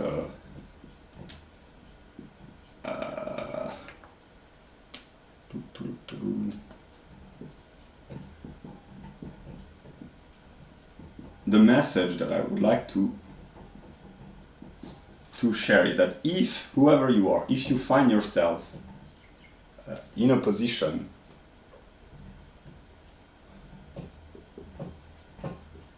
where you have an access to the internet and you have leisure or time or whatever, I will just pick up a few books. I should have done this earlier, but I improvised.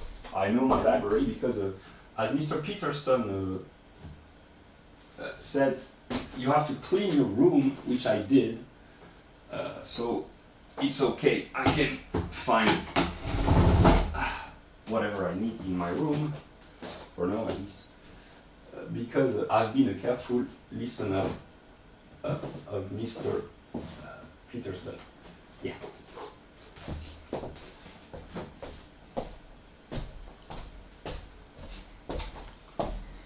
I will just. This will be edited. I will not. I will not comment everything. Okay. There has been a little bit of a technical problem, but let us resume. Okay, so here are a few links to modern thinkers. Americans happen to be Americans. And here is a YouTube channel, and here's another.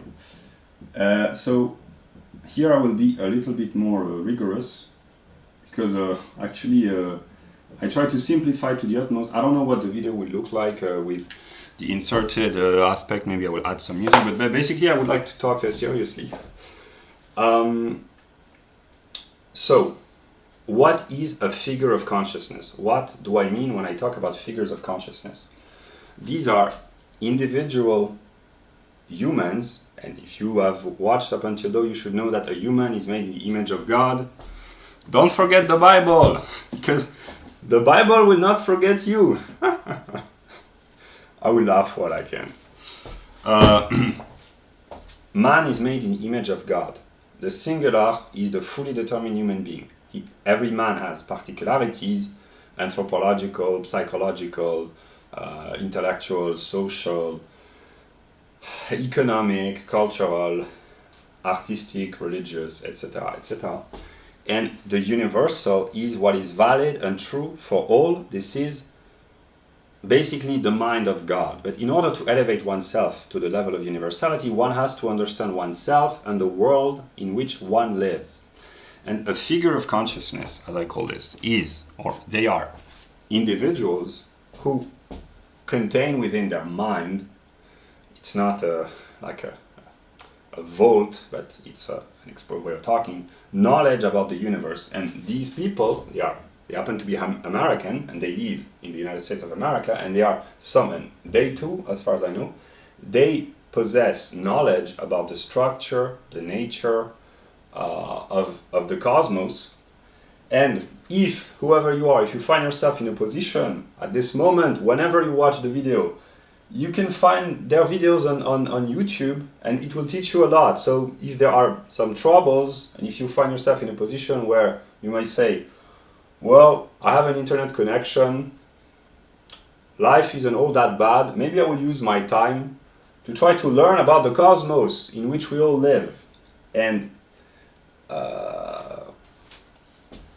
when the writings of Hegel talk about the substance giving itself its own self-consciousness, it means that, here let us be in a mood to be playful, God plays a trick on everyone. He makes everyone believe that he's an idiot, but actually he enables individuals who are privileged enough economically, intellectually, etc., that's another topic, to inquire about the nature, the structure of the cosmos in which we all live. And great scientists, they acquire and they accumulate knowledge about the world, basically, and with the help of the internet, their knowledge can be made accessible to everyone. So the knowledge which lives in the mind of these people, it's partly false, we'll see why, but they are experts nonetheless at what they do, and they reflect a certain moment in the development of the substance, which is a philosophical word for the cosmos or the universe or nature, becoming conscious of itself. I will switch the table and talk more about this, but what I'm trying to express is that we live an age, an era, I don't know how long it will last, but in which knowledge about the universe, that we as separate modes of the same infinite substance, that we all inhabit. And one of the purposes of my revolution uh, is to try to bring about the conditions in which many people, as many as possible, can have access to this knowledge, but in order for the circumstances to be made wirklich, there has to be an awareness of what is happening, namely that we will talk about the educational system later, we'll talk about the economy later, but basically the educational system is mostly garbage. Don't say it. We'll talk about that later. The economy, that's a problem, a very difficult problem, but now we'll talk about physics and cosmology.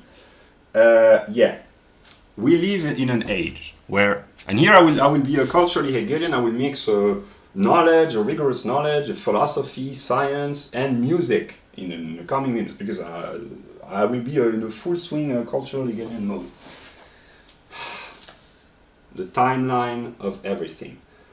What is happening? In case it's not clear, I will clarify.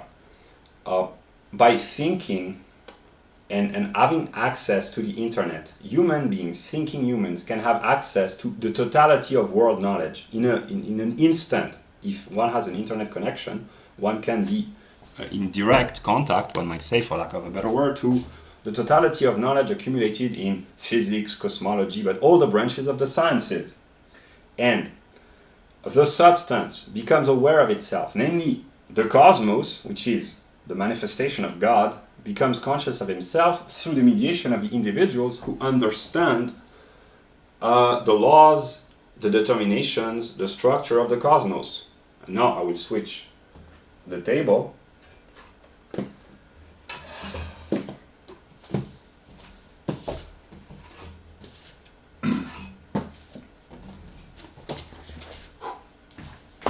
Here, I don't know who will watch this video, but I intend that people eventually will. This is for Anglo-Saxon people with a knowledge in the hard sciences. Hopefully we see clearly. Yeah, that's the typical Englishman, as he was supposed to be before some political scheming. We'll talk about that later. But that's the typical Englishman, the typical Anglo-Saxon. And here do we see the typical German. Yeah. Okay, so this is a very simple illustration, but actually it's serious, but it's in order to make the depiction and the description intelligible. This is nature, the realm of time, space, matter, movement, energy, the laws of physics, the forces of physics, the realm of physics, chemistry, biology, simplified to the utmost. We, as human beings, we live within nature. The very fact that I have a body and that we have bodies, at least we think we do, but the bodies exist within nature in the sense that they exist within time and space, and they are subordinated to the laws of chemistry, biology, and eventually physics. So the laws of physics act through us, the physics, biology, chemistry act through us, and yeah, as Kant would say, the laws of nature, we do not know. We do not always know them, but we know that they are there without necessarily understanding them. So human beings are physical beings, they are natural beings. And by a thinking activity, thought is immediacy, relation to self, the immaterial grasping of itself and of an objective world, and the ordering principle of the phenomena through the mediation of the categories. This is a formal definition of what thought is, which enables me to talk about the good old Anglo-Saxon metaphysician, or lack of metaphysician, Mr. Dawkins, Mr. Lawrence Krauss. Your work is really good, as serious as it can get from an atheist perspective, but the problem with Anglo-Saxon thinkers is that they do not think about thought itself. Here I will quote Hegel from memory, but basically human beings are not physicists. They are born metaphysicians. Animals, they are physicists. But man if he can think, namely if he is not too young or too intellectually degenerate, he is by nature, one might say, but actually it's by logic, a metaphysician, because the I, which is invisible, the self, the ego, is metaphysical in a sense that it elevates itself by its very nature above what is natural, and the self, the ego, the I, here these are Anglo-Saxon subtleties, is the ordering principle of reality through the use of the categories. So what do we see? Yes, we do.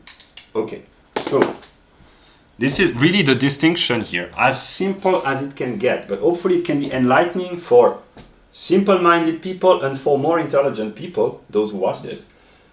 The ground of all reality is what Kant, I don't need to illustrate, Kant, Immanuel Kant, calls the Ding an sich, the thing in itself, which is the absolute in a way.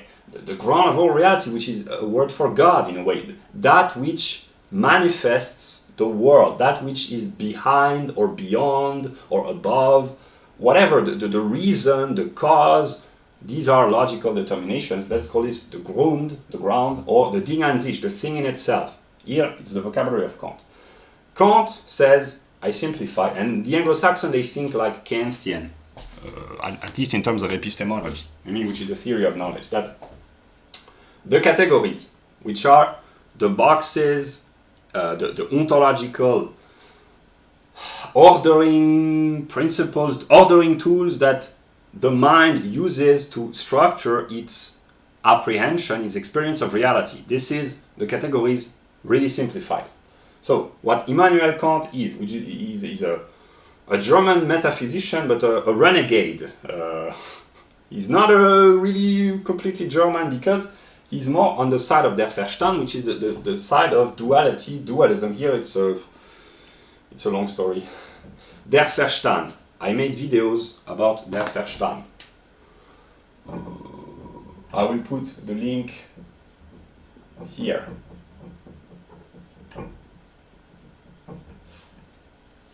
Yeah. Der Verstand is dualistic, one-sided thinking. Namely, what Kant said, here I brief lecture on the history of philosophy. Kant, who was a German, but not really completely German, only partly. He says, basically, the ego, the transcendental ego, which is the self. I is the self, am is being, so it's thought, which is logic, and ontology, which is the theory of the determinations of being. They are kind of united. So what is the self? It is the ordering principle of reality through the mediation of the categories. This is what Kant would say. It's a little bit demanding for someone with no background, but I will introduce a little bit of music to illustrate, to make things more interesting, hopefully. So Kant says the self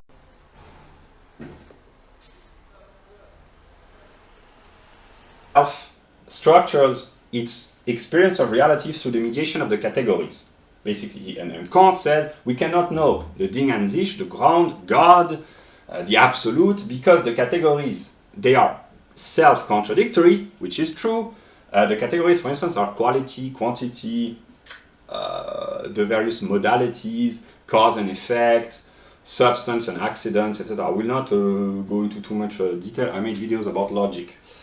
So Kant said the categories are self-contradictory, so they do not enable one to grasp the Ding an sich, which is the absolute, basically.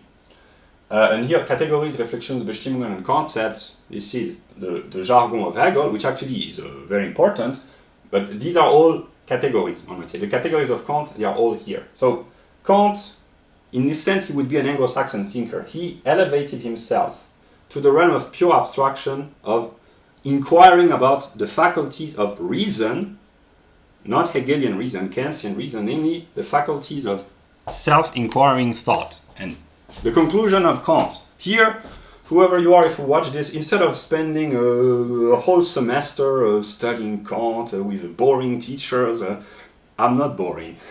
I have many flaws, but maybe I'm not boring. So, forget about your curriculum, listen to what I have to say about Kant. I am more interesting than whatever philosophical teacher you can imagine. I really am. For better and for worse.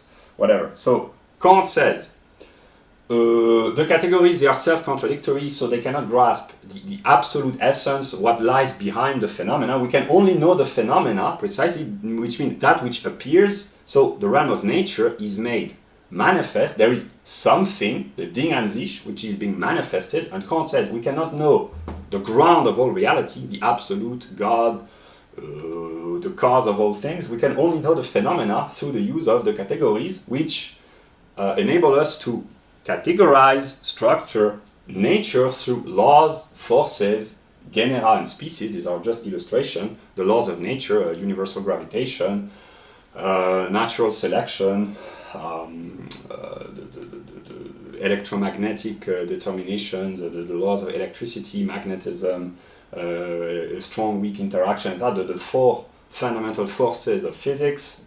They are expressed in laws, so the laws are a more determined expression of the forces. And the life force, it's not really a scientific category, but what brings forth the evolutionary process in the official narrative. There are various laws of reproduction, of etc., etc. I don't know in the full detail the laws of biology or physics or chemistry, but yeah, they can be gathered empirically, namely collected through notebooks or derived logically. These are subtleties, we'll not delve into this. And the classification of nature, whether it's physical, chemical, or biological nature, into genera, genus, genera, and species, this is the classification. So this is the mind of Kant, basically. So human beings live within nature. They can elevate themselves by a thinking activity to the realm of the transcendental ego, and they can apprehend the phenomena. This is the story of Kant, but not the absolute ground of all reality, because the categories, they are limited, self-contradictory, and finite. And an attempt to know the infinite, God, etc., is a hubris, an excess of measure, as Kant would say. We have to limit ourselves to the realm of phenomena. And this is how the Anglo-Saxons think, and that's why they are dubious and skeptical about German metaphysicians who talk about God, basically. That's one of the problems, one of the conflict between the Germans and the English and the Anglo-Saxons. So here are examples of a typical Anglo-Saxon: Newton and Darwin. Who else? Or we could have added Maxwell. He was Scott. It's the theory of electromagnetism. Or Hawking, Stephen Hawking, Martin Rees, etc. I made a video. I will insert the link. I made a video about the phenomenology of Geist.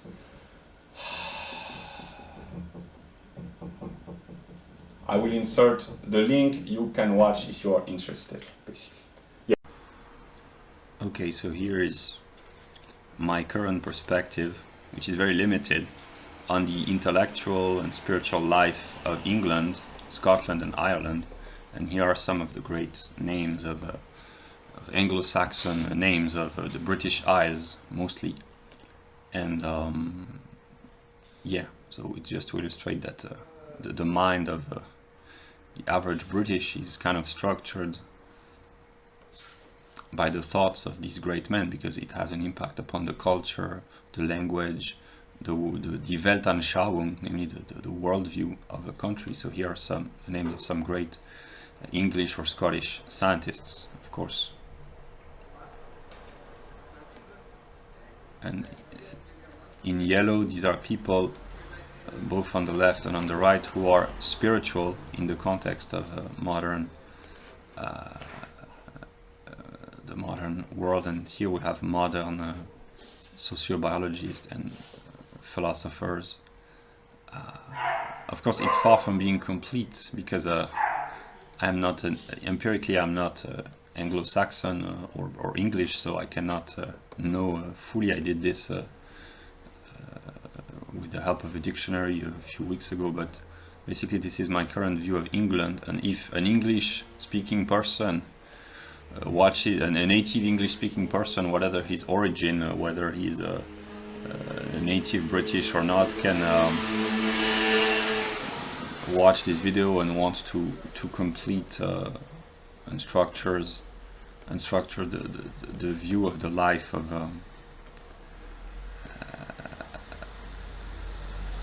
his native country. He's welcome. I'm sharing my current knowledge.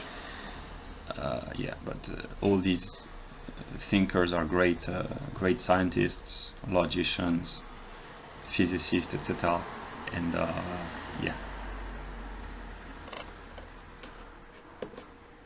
this is the view of the intellectual life of England from the perspective of an empirical Frenchman. Yeah, England and Scotland and Ireland. And these people, if they somehow stumble upon the video, they are kind of expected to fulfill their mission because they are smart and spiritual. So, yeah.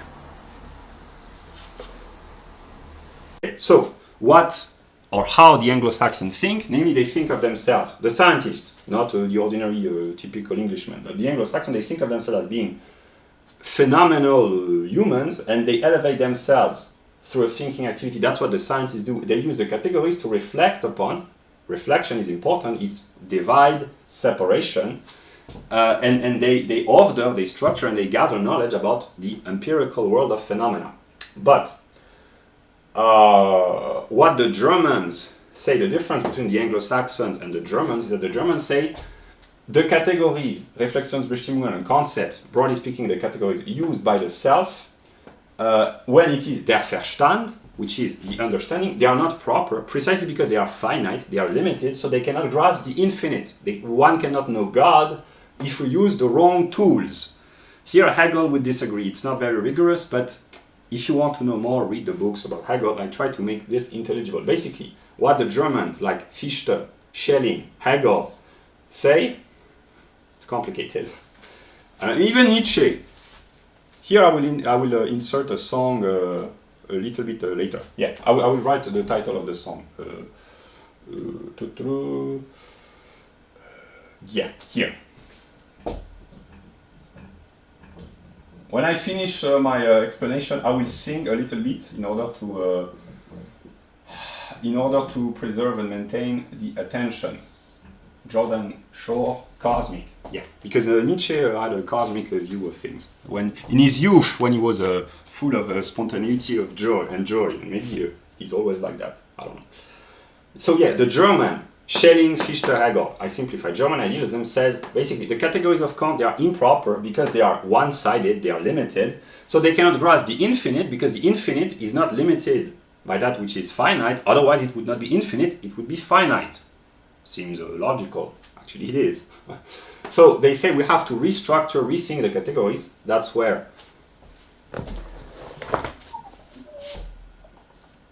Hegel intervenes. Divine intervention, if I wanted to make a joke. And yeah, and basically what I simplify to the utmost, what the Germans say, the difference between the Germans and the Anglo-Saxon, it's a simplified. It doesn't mean that if you are born German, you are forever doomed to know God. Or maybe you are. But it's not as bad as it might seem sometimes. It can be quite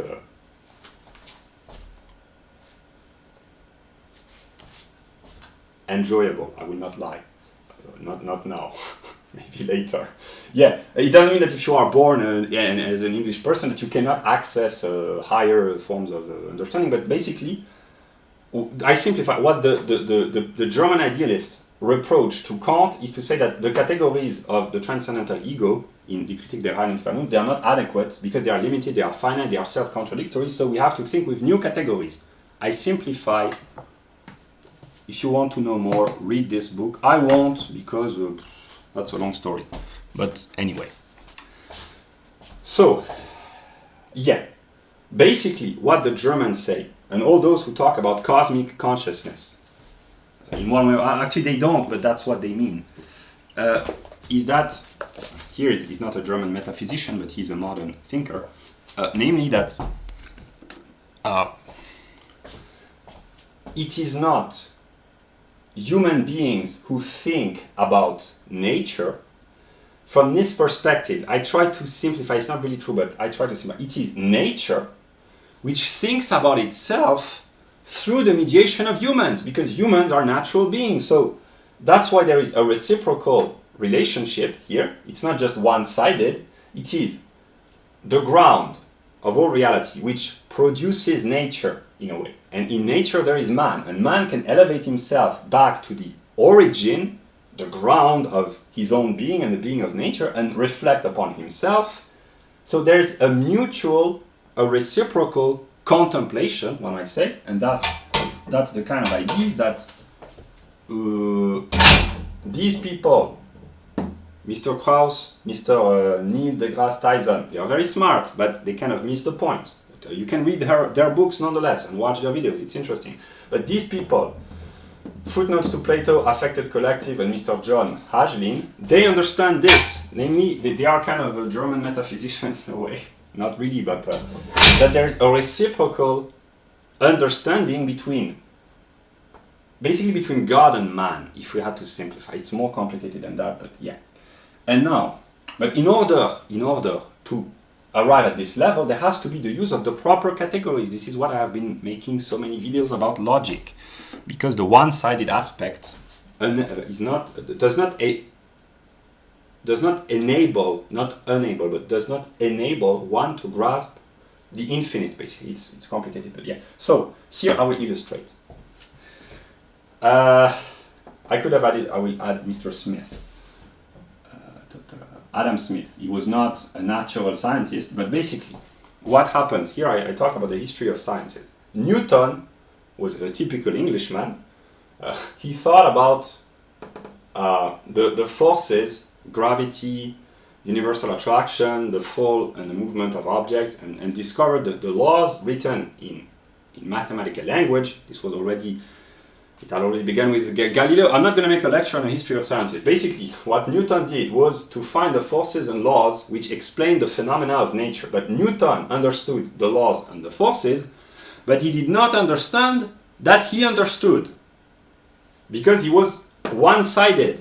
He contemplated through his mind the laws and the forces of most of the phenomena of astronomy and mechanics and optics, but he did not understand that actually nature, from the historical perspective, here it's not really true, but I simplify that nature was playing a trick on Newton. They always get fooled and deceived, the English. Here we make a little bit of a joke. Maybe at some moment the English will love me. I don't know.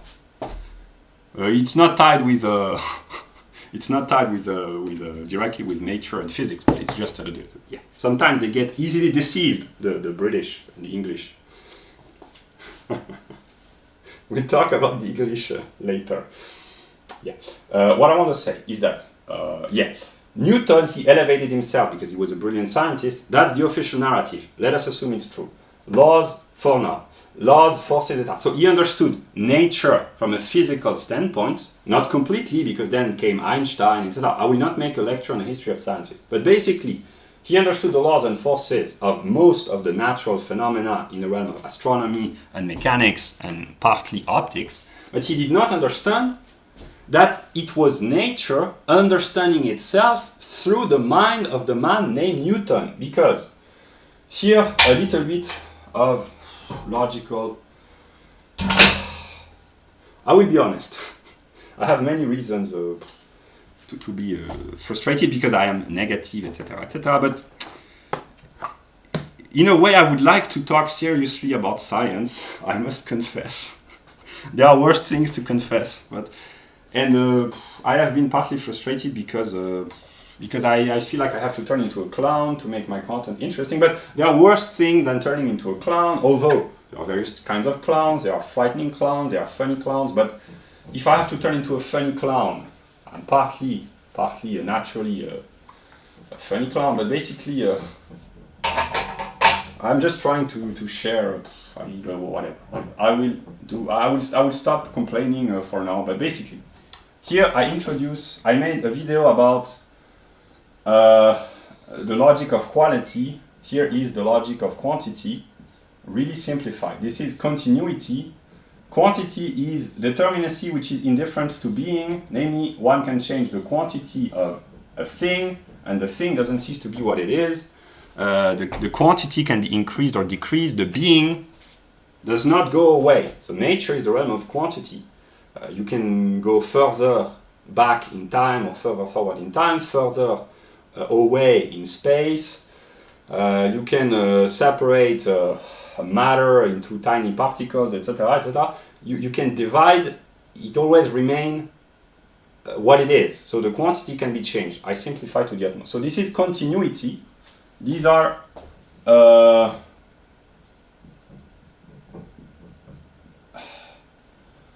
logical determination, because I said to myself I will not make a full lecture on logic. I will just introduce the categories. So it's not the concept here anymore, whatever. The categories as they come, as they appear.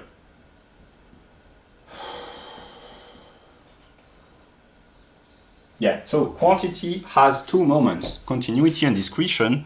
Whatever can be quantified can be quantified under the moment of continuity, which is attraction in the realm of quantity, and discretion, which is repulsion, negation, namely. So continuity is, this is an illustration, it is quantity in the moment of unity, and discretion, it is the moment of separation, also unity, but negative unity, namely distinction, separation, repulsion, limitation, one might say. It's not really rigorous, but whatever. So, the evolution of the cosmos in the official narrative is continuous from the Big Bang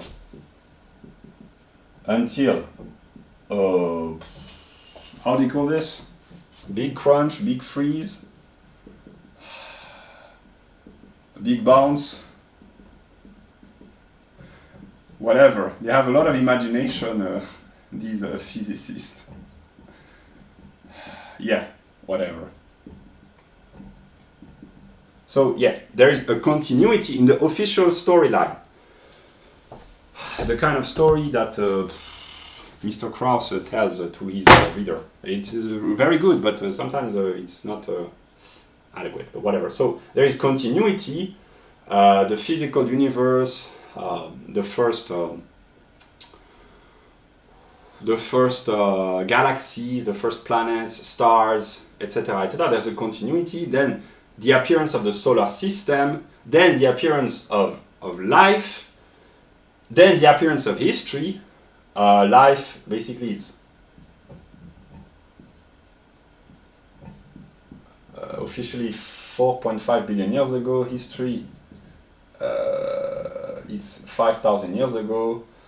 The solar system, I think it's also maybe it's 4 and 5 billion years ago, and life is 4 billion years ago. It's not very clear, whatever. So there is a continuity, but with discrete moments, discrete changes, namely a qualitative change appears. The gas and the matter and the rotating particles of gas and hydrogen and helium atoms, they rotate around one another, and there comes a moment, it's not in an instant, but where the continuity of the evolution of the gravitational forces become discrete in the sense that the solar system appears. It does not happen in the official narrative in a blink of an eye, but it takes I don't know what the physicists say, but whatever. There comes a moment when in the continuous evolution of the cosmos, the solar system becomes more or less stabilized. There comes a moment when in the evolution of chemical reactions, life appears. And here one can say it appears really in an instant. And the same goes with consciousness, which probably is officially broadly 200 years ago. There comes a moment when out of or the continuous evolution between apes and humans, it's continuous, but there comes a moment when an ape became a human. It did not happen in a blink of an eye. Actually, we don't know how it happened. That's precisely why it's kind of dubious, but whatever. So it's just to illustrate that the evolution of the cosmos can be quantified in a moment of continuity, but the dates, the important dates, symbolically, although they are not very accurate, these are discrete moments. So the two are true. Like history did not begin suddenly, that's the first day of history. No, it was a continuous process, but the discrete moments can be dated by the first appearance of legislation and constitutions, written law, commerce, money, etc., etc. That's the illustration of continuity and discretion. So, life appeared, then man appeared, or the ancestors of man, and then consciousness eventually. And consciousness is the self or the I, and in the official narrative, here I will seek Mr. Dawkins. I'm looking for you, Mr. Dawkins. You've been looking for me, believing that I do not really exist yet. So, Mr. Dawkins. Yeah. I almost said God damn it, but it's because I almost fell, but it's not for you, Mr. Dawkins. Maybe not now, or maybe never, I don't know, but yeah. Mr. Dawkins. I am is a moment. Here, I don't know what the specialists in biology say, but basically officially there was a first man who said, I am. So, non-consciousness, the already human, but non-conscious in a sense of self-consciousness, self-reflecting humans, they were already in the genus Homo, biologically, but there came a moment, officially, we don't know when, where the first man said, I am. And this is simply because the continuity from the Big Bang until history and eventually today in the official narrative, there is a continuity, namely the atoms, the primordial energy, the primordial matter, the primordial forces, they evolved so as to produce the various galaxies, solar systems, planets, eventually life and species and thinking species. And the first man who said, I am, he was the result of the entire process, and he was the cosmos becoming conscious of itself. But he didn't know that he was the cosmos. He only probably thought of himself as a man, but actually it was a spark of self-consciousness emerging in the cosmos. That's the official narrative. But later, in the historical process, so it's much more closer here, there were men who actually thought of themselves as being the consciousness of the cosmos. Really, not just the consciousness of an individual self, but really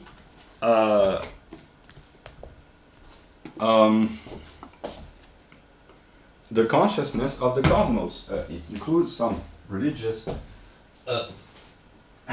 leaders and reformers and prophets. And in the Bible, do I have to quote the Bible again? I will do that. Somewhere, I know the Bible in broad outline. Somewhere God says to Moses, I am that I am. Here, 11, Genesis 35, 11. And God said unto him, I am God Almighty. Probably somewhere he says, I am that I am, or the which that I am. Not the which,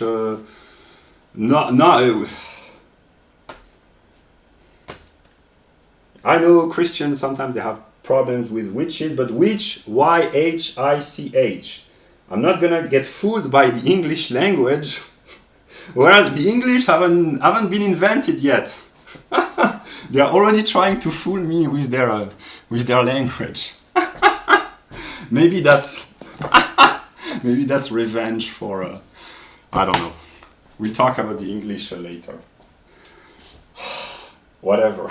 So I am. It can be thought of as self-consciousness on an individual level, but also on a transcendental level, which eventually is on a cosmic level, namely the self which thinks itself, with the table of categories, the ordering of reality through the use of the categories precisely. This was supposed to be universal in the mind of Kant, but actually it was not really universal because it was not satisfying. It was a Western-centered, Eurocentric, as they call this, etc. But whatever. What I want to say is that when Newton, 17th century, when he thought about the forces and laws of mechanics, astronomy, optics, etc., he was the cosmos thinking itself, but he didn't know that it was the cosmos. The same goes for Darwin or Adam Smith in the realm of economics. They always extracted for thinking activity the laws or the forces. The forces of economics would be individual self-interest in a sense. The forces of biology would be the life force or the will to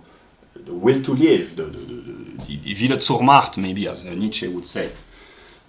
So the laws, Adam Smith in the 18th century, Darwin in the 19th, Newton in the 17th, they extracted some laws which were not perfectly adequate, fully determined, because it's very complicated, and it's even more complicated in economics and psychology and politics, etc. So nature is more easy, it's more easily understandable, but basically what they did is extract the laws, but they did not understand themselves as being moments of, in a historical perspective, of the cosmos thinking itself about its own laws. And what the eugenicist of the 19th century, after Francis Galton and Partly Darwin, and the psychological manipulations which are still being used today, we'll talk about this later, because there are laws in psychology. These people, the eugenicists and the psychological techniques of manipulation, or even those who implemented the policies of Adam Smith or the technological development brought about by the discoveries of Newton in physics, what they did unconsciously is that after having been extracted by thinking activity out of the confused realm of senses and phenomena, the laws were being implemented through the means of politics. So these are politicians. They implemented the laws which had been extracted by the scientists in order to modify the phenomena.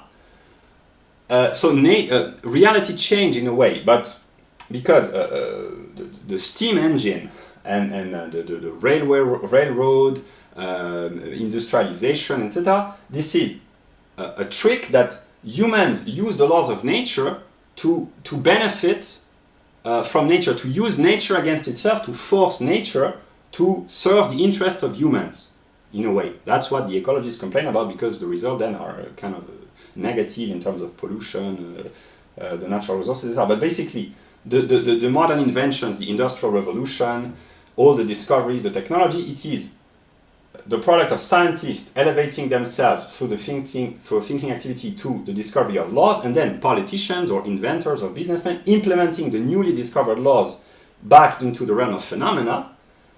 But the laws had never ceased to be how they were. Namely, one could think that the steam engine could have potentially been invented under the Roman Empire.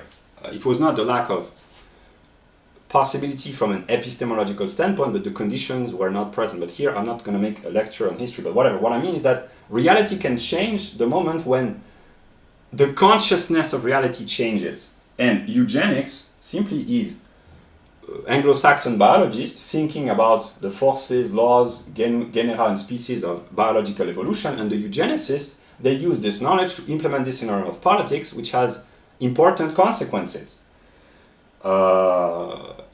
We'll talk about the revival of eugenics.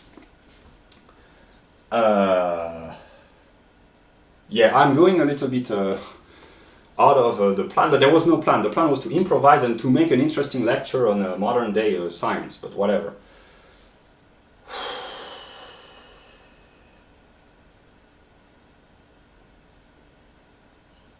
I will make a short pause, drink a glass of water, but what I want to say is that there is a dialectical relationship, namely man, through his thinking activity, extracts knowledge about nature, and then this negative knowledge, in a sense not of bad, but in a sense of reflection, separation, abstraction, is being used to influence nature, of which human is a part. So by influencing humans, so then the laws are modified, and it's a reciprocal exchange. And what I wanted to say about physics, because the history of eugenics is important to understand America and the modern world, and we will talk about this later, but basically, let us revert back to physics.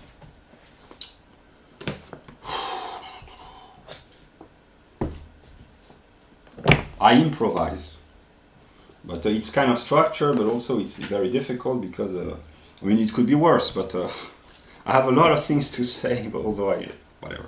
So yeah,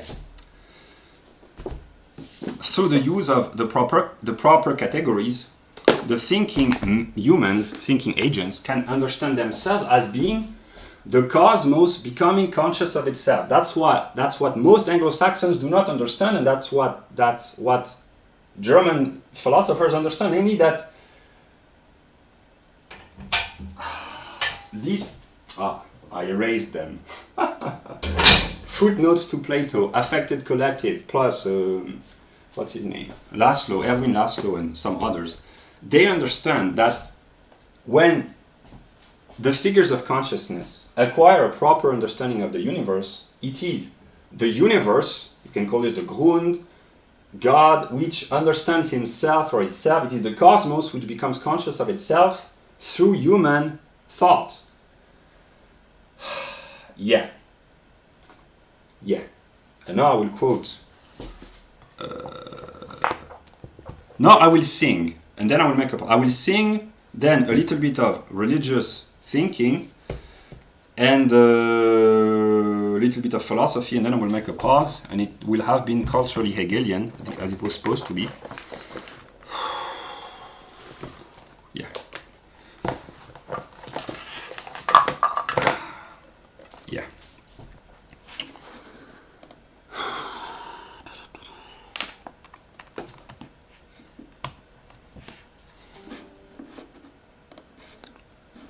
Okay.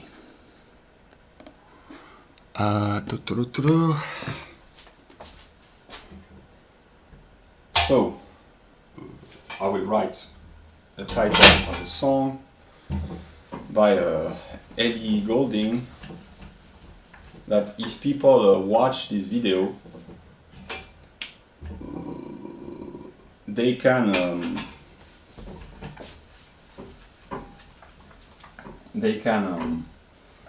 listen to the song, basically.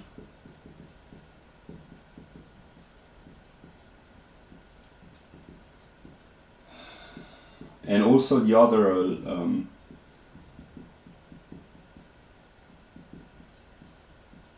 actually, I will not sing. The purpose is not to turn myself into a clown. If you have watched, I mean, maybe it is, but not completely. If you have watched the video up until now, it's because you are interested. So it's a participatory, interactive process. You can actually, I will sing a little bit because I'm in a mood to sing. Maybe I won't later, so I will enjoy the music while I can. But basically, what I am trying to do, I'm not the good guy, but maybe it's clear, but maybe it's not, I don't know. But I just would like to say that for people watching this, if you find yourself in a position where the circumstances enable you to have access to the internet, if there are problems, one way out of the problems is to study science. Science can cause a lot of problems, but also can bring the solution sometimes. So here is Love Me Like You Do.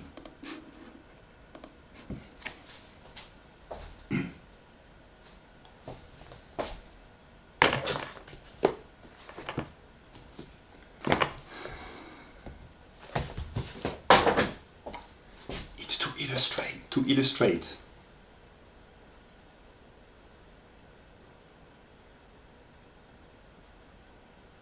You're the cure, you're the pain. You're the only thing I want to touch. The fool never knew it could mean so much. Listen to the song, it's better when she sings.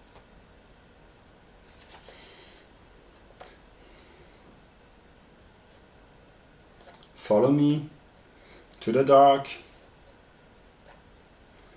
You can see the world you brought to life.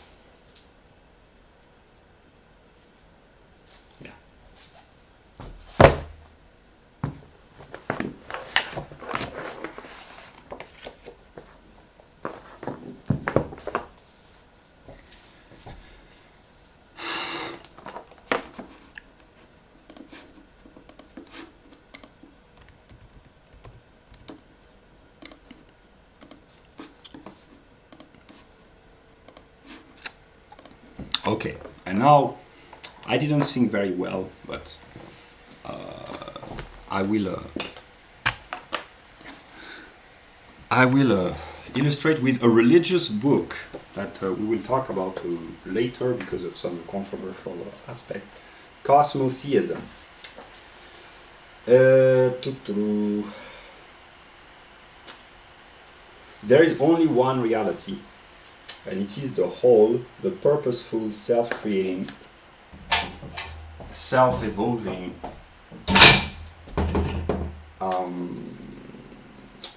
cosmos, which has both material and spiritual aspects, inseparably conjoined. Thus creation and creator, cosmos and theos, whole and God, are but different names for the same reality.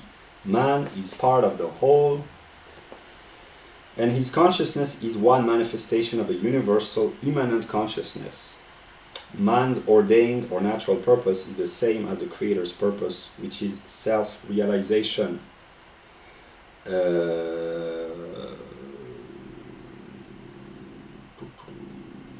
Man properly serves his ordained purpose by striving toward ever higher, ever more conscious levels of existence, both biologically and spiritually.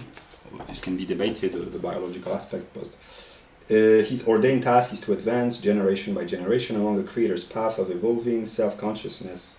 In the past, he advanced blindly, driven by the immanent urge towards self-realization, self-completion. Now we must guide his advancement. We'll talk about some controversial aspects of cosmotheism. This is one of the purposes of the video. Man, the world, and the Creator are not separate things, but man is a part of the world, which is a part of the whole, which is the Creator. Organic evolution has changed our whole perspective. We see our wills as temporary manifestations of a greater will. So this is the religious view, and the philosophical view is that of reason, namely the use of the proper categories to go beyond the divide of der Verstand and to grasp the unity of mind and cosmos. This could be panpsychism, but actually it's Hegel's philosophy. It's idealism. Yeah.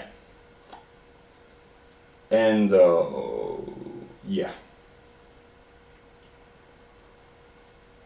So that's what I could say. And now you can listen to the song Cosmic by Jordan Shore. Namely, I know myself to be in relation with myself, with the cosmos. I will have made this clear in the introduction. I am trying to solve problems, difficult problems, but if somehow people watch this video, if they can find the time, the opportunity, the leisure, we talk about how to reduce unnecessary waste of time, the education system, etc. If you can watch videos about, even if strictly speaking they are not correct, but error can be an intellectual moment of the unfolding of truth. Namely, I try to illustrate with songs, Ellie Goulding, Jordan Shore, Cosmic, modern science, religious cosmic views, good old religion, for better and for worse. Here is a study in the evolution of the human mind that I discovered in Philip K. Dick. Namely, hopefully it has been made clear by now. We are all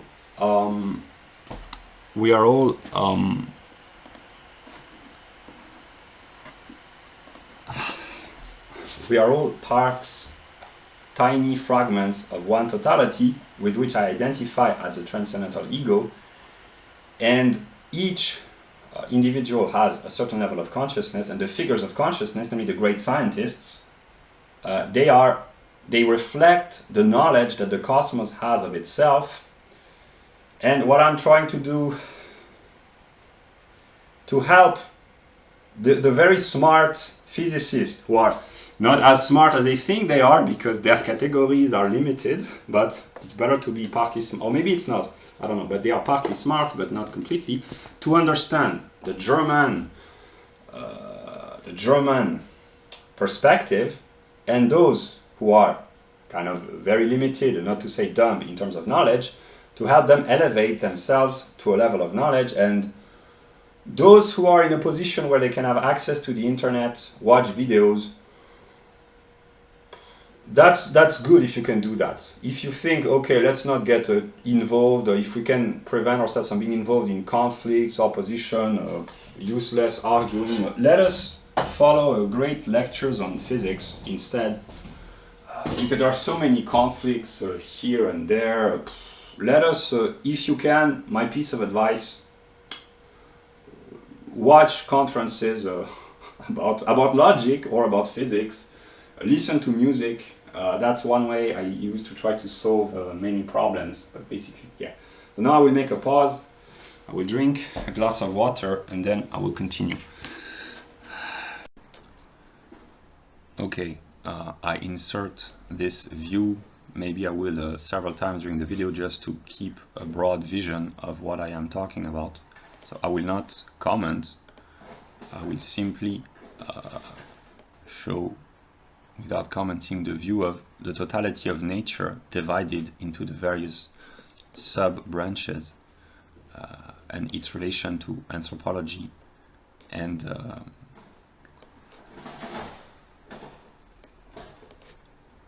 objektiver Geist, the realm of institution and society.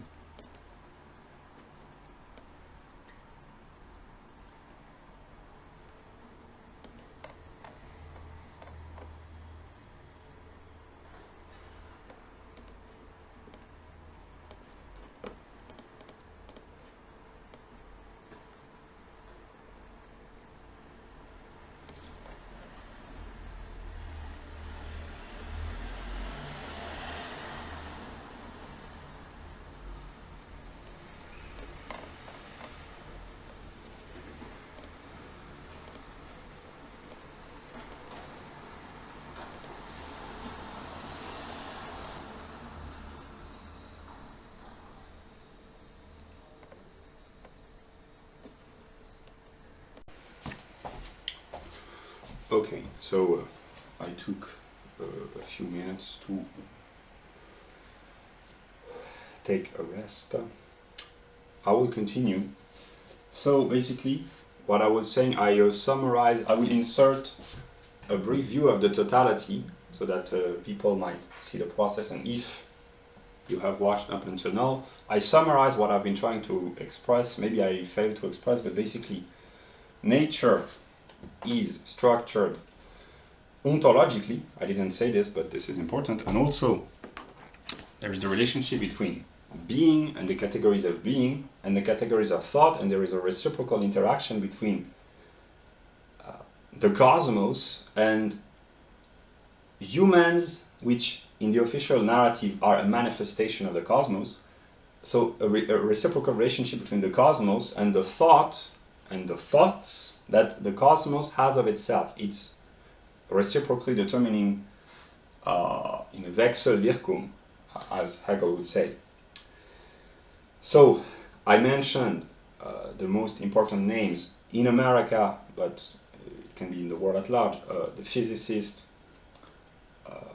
astrophysics, astrophysicist, physicist, astronomist, theoretical physicist, etc., etc.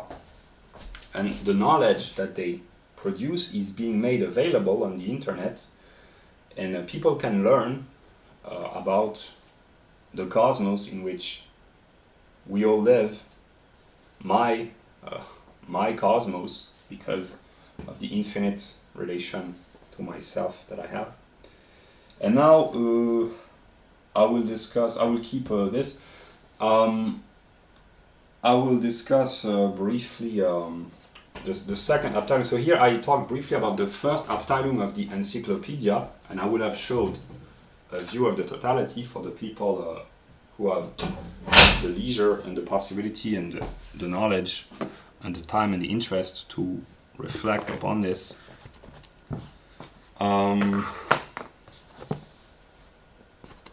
Yeah, here the second Abteilung of the encyclopedia is called physics, and it deals with more qualitative physics, namely the first Abteilung, mechanics, is quantitative physics, time, space, matter, movement, energy, and eventually astronomy and cosmology in a way, if we use the modern categories.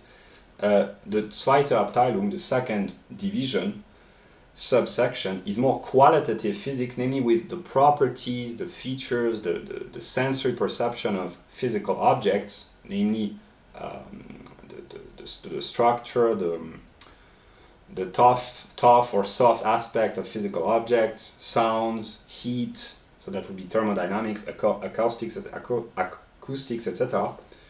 And here I have not a lot to say, but basically another very famous American is Richard Feynman. Here the books are in French.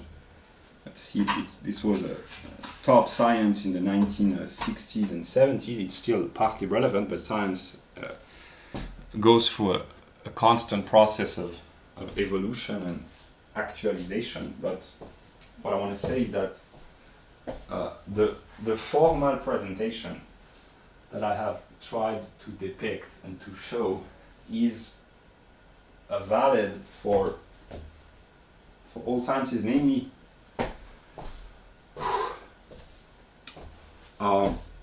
where is it? Yeah, here.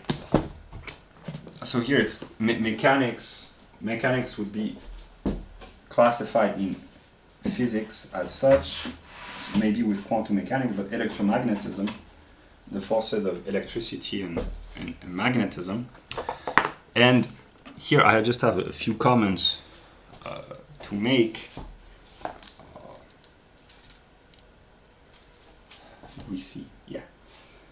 I will use a few songs to try to attract the attention for the better, hopefully.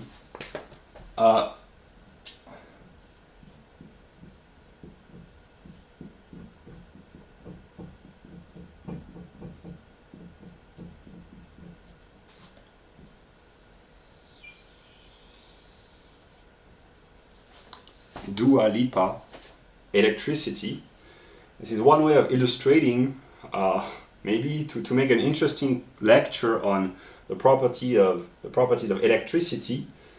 There's a very attractive woman dancing and singing very well, and if some physicists who happen to have the leisure, the time, the opportunity to give lectures, they can use this to attract the attention of their students. That's kind of a trick, but it's an inverted trick. It's a Platonic trick, namely to use beauty and attraction to promote science, which is supposed to be neutral. So that's an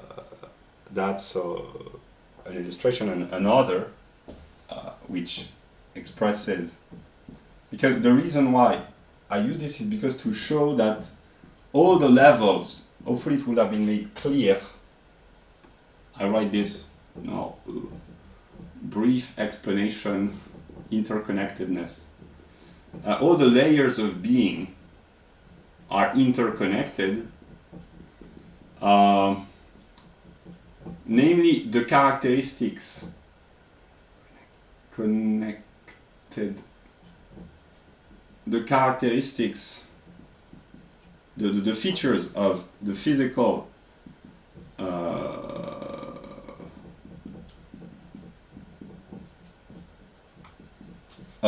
universe, they are found if we use the categorization of Hegel's encyclopedia.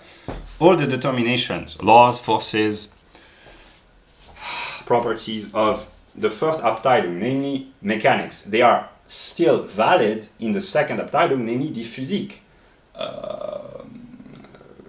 Matter is electromagnetically determined, but also mechanically determined in a way.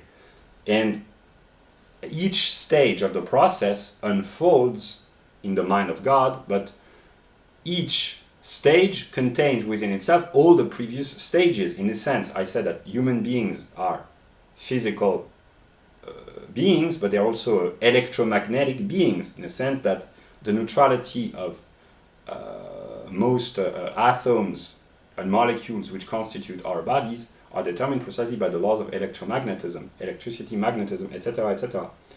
And here in this song, they talk about you electrify me. So here I will make the connection between, it's very simple, between psychology and physics, namely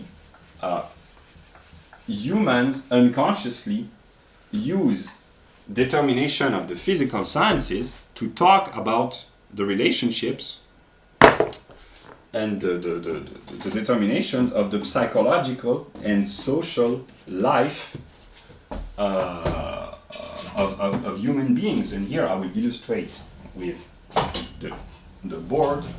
Hopefully we see, because yeah, the purpose is to promote science, to try to appease the tensions, and tension is a determination of electricity. The people on the right and on the left, it's not strictly speaking the political right versus the political left, it is an illustration in the context of one singular country, America, but which is valid for all the countries which share the same particularities, and eventually, because the singular is contained under the particular and the universal, for all countries, although most of these determinations, they only exist in countries with a democratic system, Western, etc. For other countries, it's still partly relevant, but not completely. But basically, let us take the example between Republicans and Democrats. Here, it's not connected to the rest. It's just because I wanted to illustrate for an American audience mostly, but actually it's universal. But I will talk about this later. But basically, there are tensions. There is a polarizing of public opinion. There is a polarity between individualism and collectivism, the woke ideology and the red pill, conservatives and liberals. These are just examples, illustrations, but what I'm trying to share is that humans unconsciously use in daily language the words tension. The atmosphere is electric. There is polarizing. Electric comes from electricity, which is one of the fundamental features and forces of the material world, which constitutes the phenomenal world. Polarity as well, because electromagnetism are united in the mind of Maxwell, at least in the mind of those who understand physics. Cohesion. This is the cohesion is a structure of molecules holding tight together. It's a structure of precisely that one would find in die Physik, namely the zweite Abteilung. But there is cohesion, or to adhesion to a political movement, for instance, to an ideology. But these are cohesion, adhesion, etc. This is found in the realm of physics at first, from a chronological perspective. But actually, the same determinations, they keep reappearing, and in order to understand oneself and one's relationship to the cosmos, one has to understand all the layers, at least in broad outline. Only an expert, a PhD in theoretical physics can know the detail of electromagnetism or the laws of electricity, etc., etc. But every human being is determined by all the layers of being, basically. And it's language plays a trick on us in the sense that when we talk about the polarization, the electric, the electric atmosphere, the tension, etc., etc., we express in the realm of psychology or politics determinations which are valid in the realm of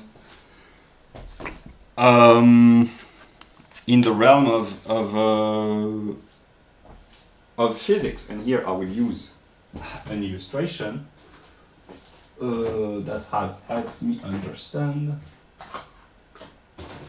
Where is it?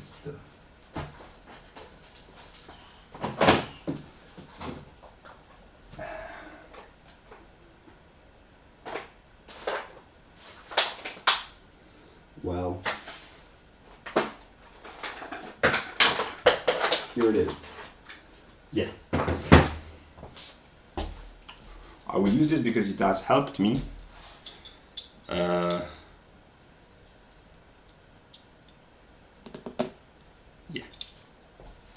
These are two magnets, North Pole, South Pole. If I try to unite the north with the north, the south with the south, I'm trying, but it's not possible because there is a magnetic repulsion.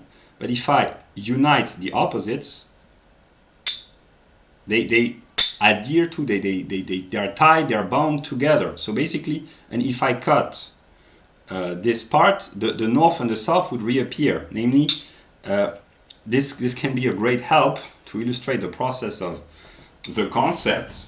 Here I will draw a picture, basically. The concept in the philosophy, the vocabulary of the writings of Hegel, is self-differentiating thought. This is the entire process of logic. I made many videos about logic. The formal process of the dialectics, the movement,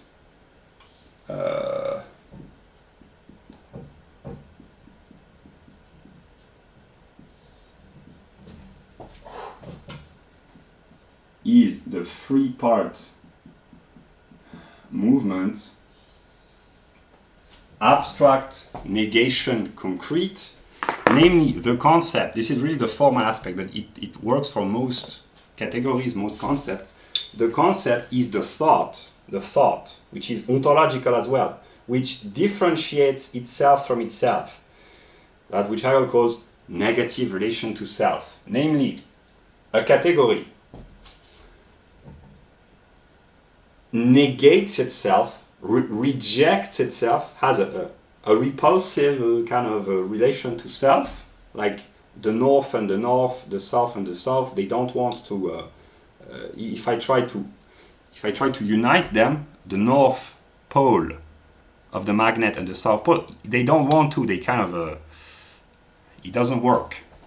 So there is a repulsion of that which is similar, but once this has been negated and made exterior, there is the will to reunite. So the process is repulsion, attraction, repulsion, attraction, in a way. That's one way, the formal way of the dialectics function, in a way, namely negation, exteriorization, in a way, and return into unity. But then it works again, and each time it develops and unfolds itself in a more concrete, more determined, more rich in determination way. So now I will just illustrate in order to make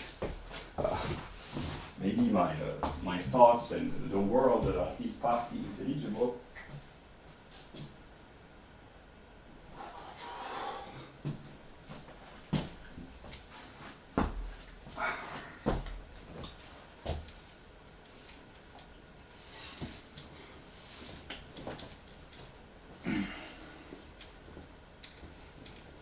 This is what Nietzsche expresses in a more or less poetic way.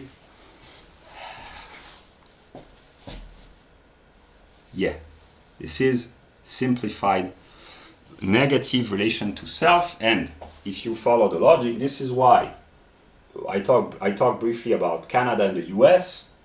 Canada and the US, they are very similar. That's why the relationship between most Americans, white Americans, let us say, and white Canadians is kind of negative in the sense that white Americans believe that Canada is some sort of insignificant neighbor, like Canada is just insignificant, and Canadians, most of them think these Americans, they are vulgar, they are bad, we are the good guys, they have guns, they are arrogant, they have a military industrial complex, they are racist, we are welcoming, etc. So they are the closest, geographically, but also culturally, anthropologically, in terms of religion. They are the most united, one might say, but also divided in the sense that everyone loves Canada except Americans, because for Americans, Canada is this annoying neighbor. I mean, could be more annoying than Canada. One can imagine a neighbor that in the mind of some Americans would be more annoying than Canada. There are not many neighbors in America in terms of countries, but yeah, what I mean is, and here it's actually very important, it's very important, the relationship.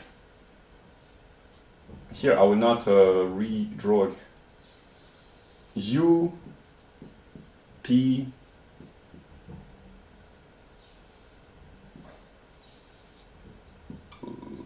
S, let's say. We can imagine numerous S and P's, but Canada and the US. For someone with a distance, here I will use the categories of difference. These are Reflexionsbestimmungen. I just illustrate because I will not probably have the opportunity to make a full lecture on logic. I made the logic of qualitative being, but here I will use the Reflexionsbestimmungen of the essence, which is the mediation of being with itself, the realm of reflection, identity and difference, from the perspective of a distant neighbor, someone who is different from Northwestern America. Canada and the US, someone with a vague knowledge at least of these two countries, they seem identical because both are Northwestern countries, so they are the determinations of geography, geology, climate, meteorology, etc.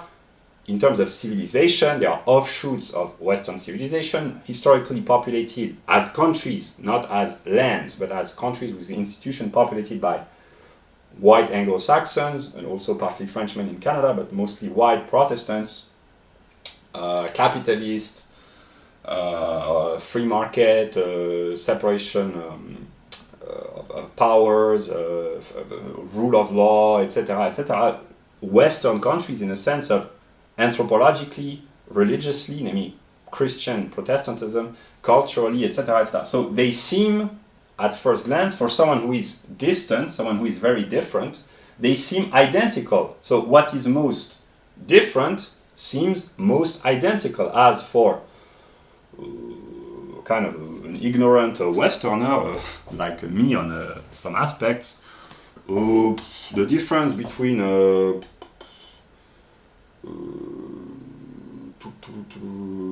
Ivory Coast and Ghana, I know that there are differences, but one could pretend to be stupid and say, okay, they are kind of identical. Or, even more stupid, Japan and South Korea, they are very different from the perspective of an ignorant Westerner. They seem identical, but actually, what is most different from the perspective of the observer, what is most different seem to be most identical. One could say Canada and the US, South Korea and Japan, two African countries, two South American countries, they are identical. But from the other perspective, from the perspective of the American or the Canadian, what is most identical is actually the most different in a sense. Here, I speak in terms of psychological characteristic, but actually it's logical. No one would think about blaming Canadians for anything except the Americans who live just next to them. And many people have problems with Americans, but it seems strange for Canadians to blame Americans because they are just very similar. Of course, the Americans, they are more vulgar, more violence. They only think about business. The Canadians, they have values like tolerance, multiculturalism. But Americans have these values too. But that's why they are so identical, but whatever. What I mean is to try to say to a Japanese person that from the perspective of a Westerner, South Korea and Japan are identical, no, it's very different from his perspective. And if someone said, Europe, They are all the same in Europe. The old continent, they think about culture, they always argue and they always fight with one another, they always bring trouble. Belgium and the Netherlands, they are identical. And I cannot blame, or any Belgian or any Dutch person cannot blame anyone else except close relatives for thinking that Belgium and the Netherlands or Scotland and England are identical, because from a different perspective, what is most different is most identical, but what is most identical is also what is most different. It will be important in a question of anthropology and race, etc. So that's just an illustration. To simplify, basically, no one, except the Canadians, but no one would think of blaming Canada for anything, because it has a positive image. Oh, everyone loves Canada, Justin Trudeau, maple syrup, welcome immigrants, multiculturalism, etc. So the idea that the Americans think of Canada as some sort of an inferior country, it can only be understood logically. It's not psychological, it's logical, because what is most different is most identical. What is most identical is most different, because in the realm of psychology or politics, it is only by identifying the other with the self that one can see the tiniest, slightest differences. If we take further away, here is a determination of quantity, the slight differences, they vanish, basically. It's only for what is most identical that the tiniest, smallest differences can become points of contention, basically. So that's just to illustrate Hegel's logic in the realm of political psychology and geopolitics, eventually. Yeah. Okay. So now I continue. So first Abteilung, this is mechanics. Zweite Abteilung, it contains. I will have showed no, I will do it again actually. Insert the full view, basically. And now I will talk about the third.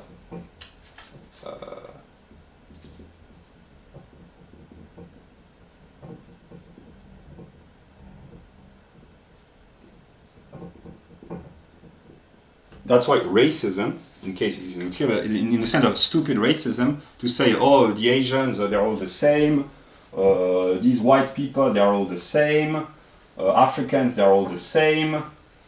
It is only from the perspective of difference that things are identical. From the perspective of identity, things are different, because identity and difference are different, but nonetheless identical. Okay, I insert this view. Maybe I will several times during the video, just to keep a broad vision of what I am talking about. So I will not comment, I will simply show, without commenting, the view of the totality of nature divided into the various sub-branches and its relation to anthropology and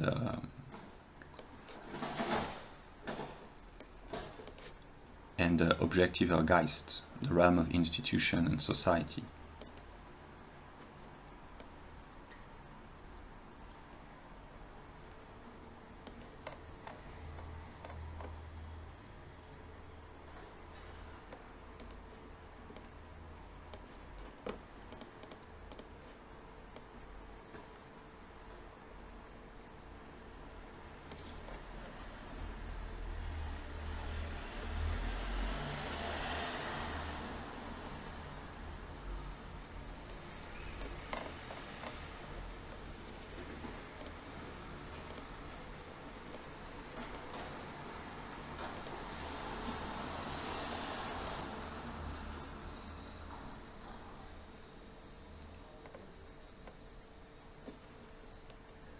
And they are in unity.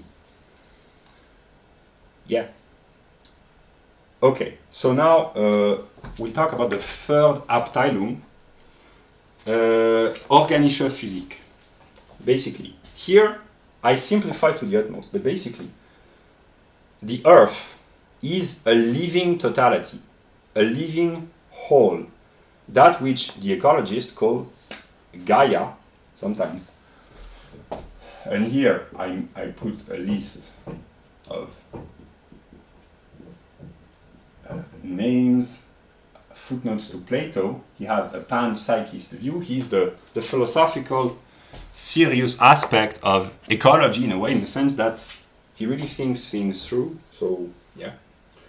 And here the determinations, since we're talking about, I talk about the United States, but actually I'm talking about all countries which share the same particularity, and eventually of all countries. In order to understand a country, one has to understand the three division of the encyclopedia. I will not write them because they are in the totality, but basically geology, climate, earthquakes, natural resources, etc. And the mind of humans are determined by these determinations, precisely that humans, in the realm of simply economics is influenced and shaped partly by the geological structure of a country. Minerals, natural resources, gas, oil, precious metals, rare earth, etc., etc. The economy depends on the topography. The economy is not the same in a mountain area, in an area where there are just hills with a flat country like Belgium, precisely. The economy of Afghanistan or some parts of China or the Swiss Alps, it can be for good or for bad, but the economy, which has an impact upon psychology, and reciprocally, psychology and economy are in a Wechselwirkung of reciprocal determination, both are influenced by geological characteristics. To send a ski travel and snowboard trips, there has to be a snow and mountain. So it seems irrelevant, but in order to understand a country and its inhabitants, I will not redraw again UPS, etc., etc. One has to understand partly the geological determinations. And since we talk about the US, the geology of the US has had a tremendous impact upon the history of the country.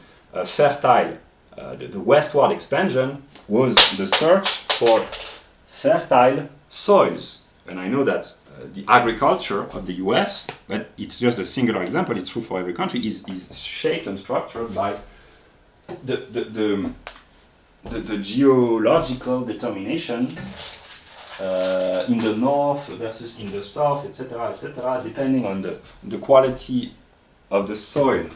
The activities of the economy will differ, etc., etc. The search for oil, like in the movie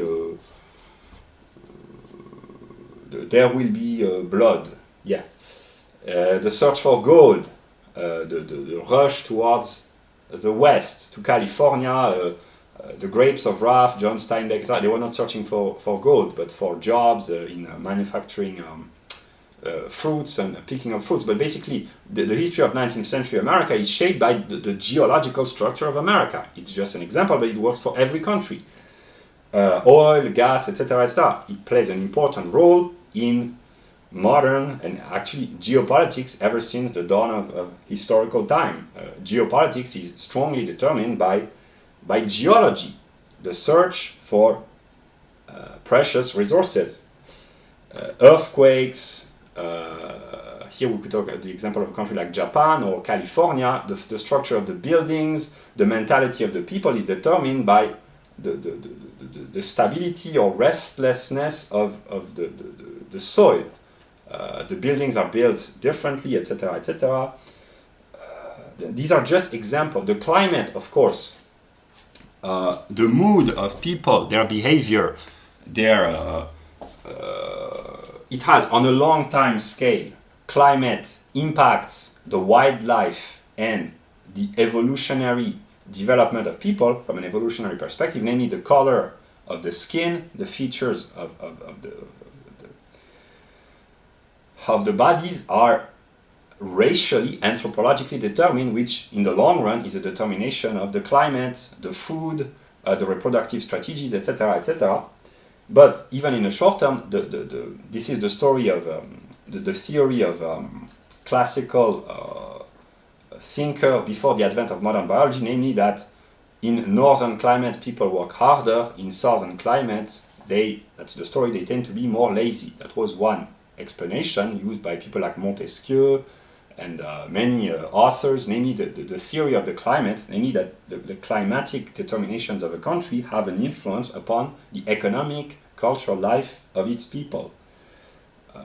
It is still prevalent today. We find in Europe arguments between the northern countries, the Scandinavians, northern Europe, they work very hard, and those lazy Greeks, those lazy Italians, that's what we hear, either to complain or to accuse, but this is the kind of things that we hear about. Yeah. Then, the second part of the organische totality, the botanic or vegetabilische Natur means life, botanic life. And basically, in order to understand human beings and eventually God and the planet, which is an interconnected totality, most what is called pagan religions, as opposition to the revealed religions of the books.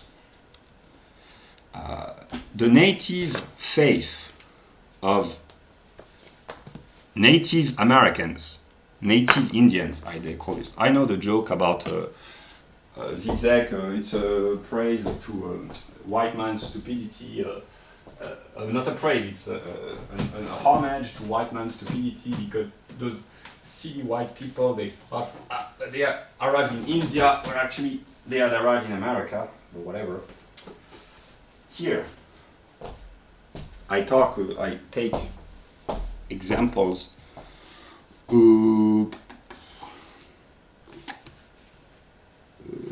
about. Okay, these are not the books that I was looking for. Clean your room. I should have listened to Mr. Peterson, but I did. But I had to go to the point, basically.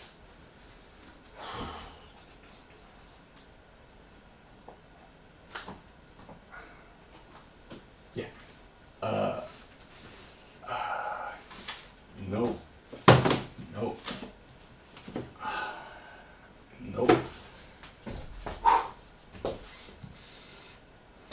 Yeah.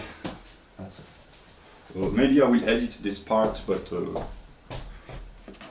yeah. Okay, so legends and myths of the Inuits. Here it's really Northern America, cold climates. The jaguar, snake, shamanic, Amazonian education. So here it's Southern America.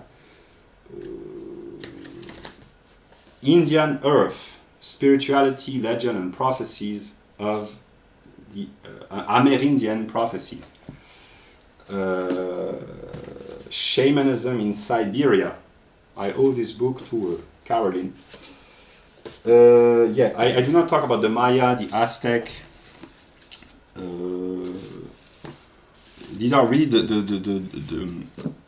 primitive, in the sense of peoples who did not develop a complex civilization, but the native peoples of the American continent, their spirituality, their religion, their ancestral faith, what we would call paganism, as opposed to the revealed religion, can only be made intelligible. The totems, the sacred animals, the way of interacting with the plants, the botanic life, the wildlife, the buffaloes, etc., etc. In order to understand all these determinations and to understand the spirituality of these people, one has to understand the land onto which the spirituality developed. And what?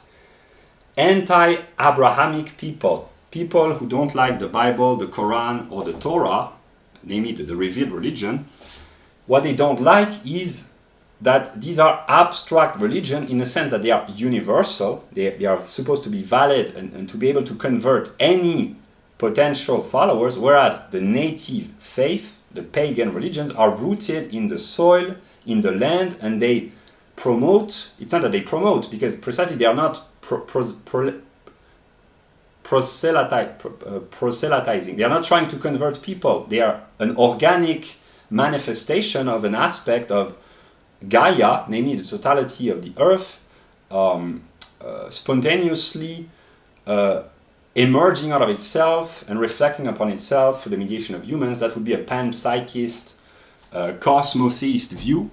And namely, the native traditional faith, they are outbursts of nature living in harmony with itself, and that's what the pagans of modern Europe are searching and what they are lacking and what they are directed towards, namely a full experience of being in harmony with nature. But here comes the speculative metaphysician. Basically, in order to understand these so-called primitive religions, it's not derogatory, in a sense that European paganism is, in a sense, primitive before the advent of Christianity. One has to understand precisely the geological, climatic, meteorological determination. This is the first division of the organischer totality. And second, the wildlife, which is the botanics. And here I will insert maybe a list of a few people who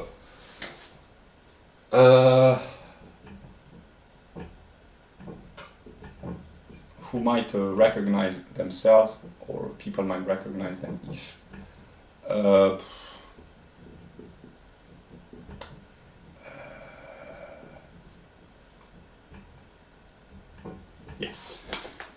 because it's part of the life of the West and of the world through the development of the internet and the life of America. Namely, there are European people, white people, who are searching for their roots, and they would like to imitate the traditional faith, what is called primitive faith, those of the native Indians, the Amazonian tribes, the Siberian shamans, the Australian tribes, etc., because Europeans have been uprooted, like most people, but they have been uprooted and separated from their native faith, and especially whites in America, whose now de facto homeland is different from the traditional landscapes, wildlife of Europe. They are inhabiting a country which is not theirs from a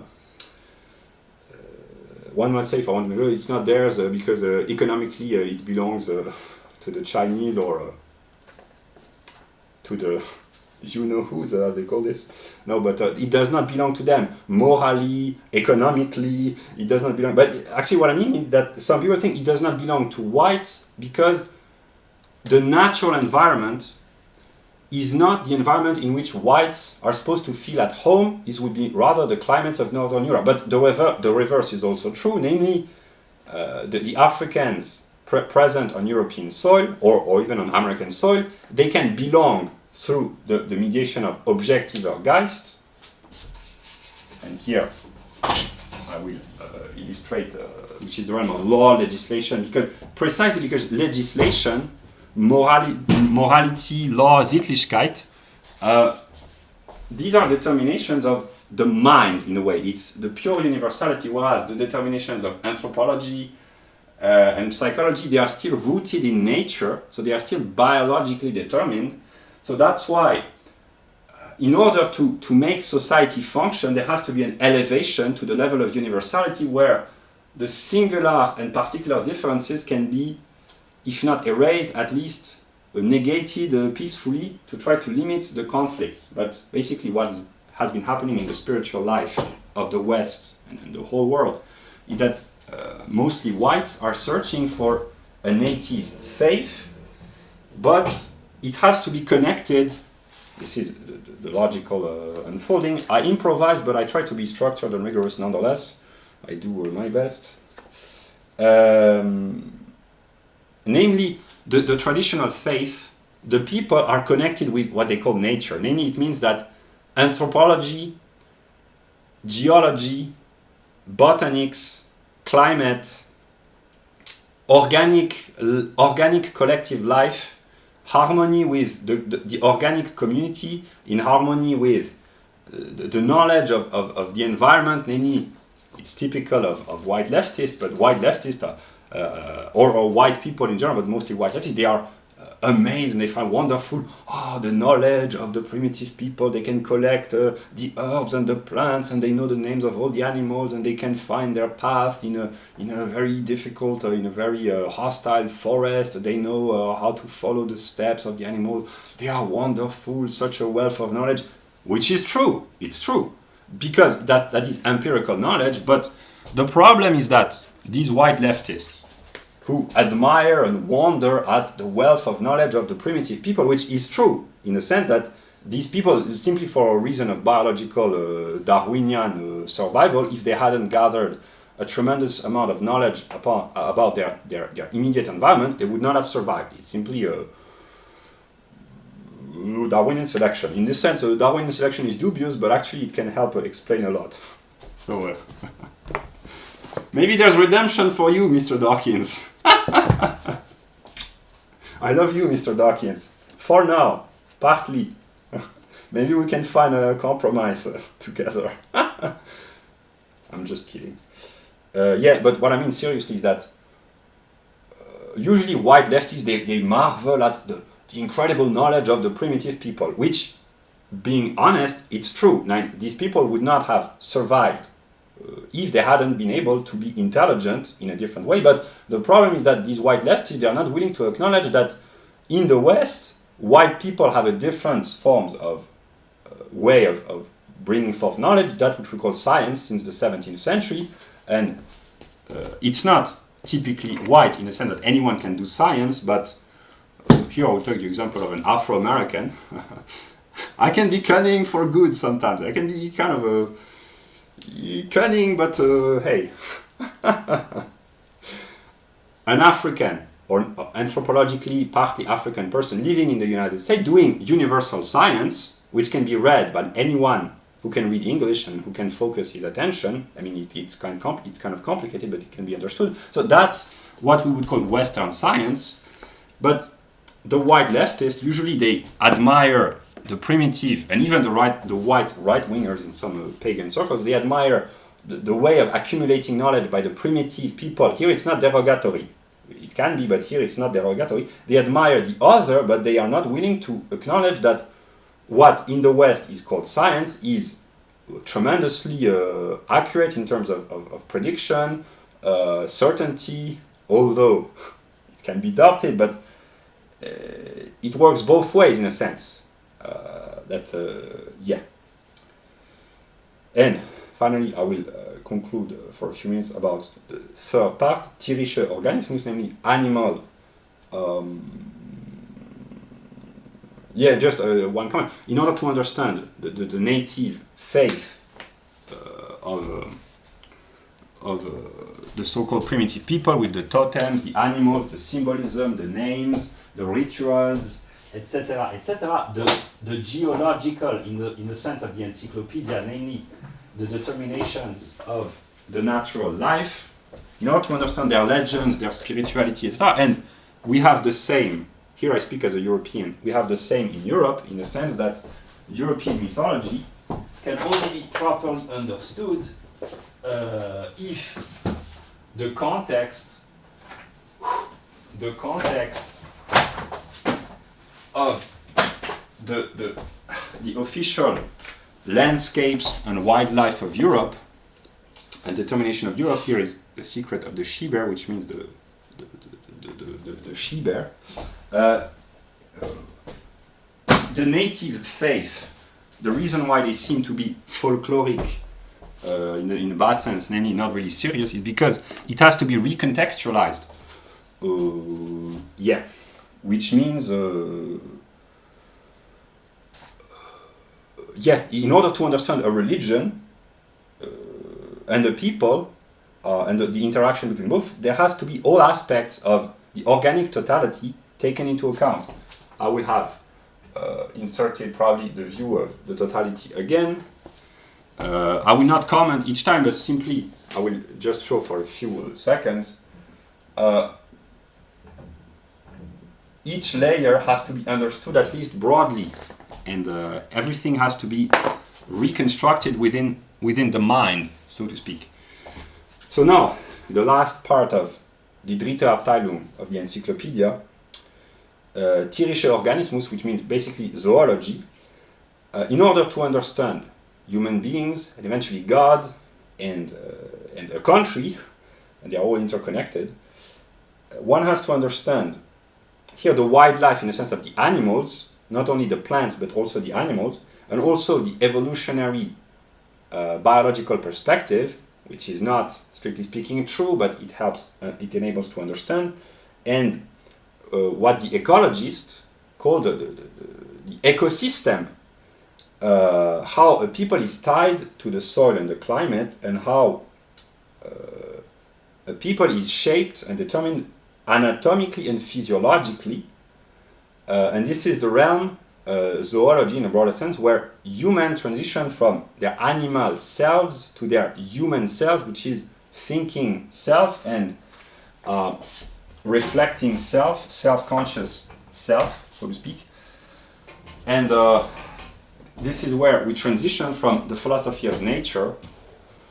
Hopefully, I trust the intelligence of the people who watch this. I will not comment every time what is the philosophy of nature, what is the encyclopedia, etc. I have made countless videos.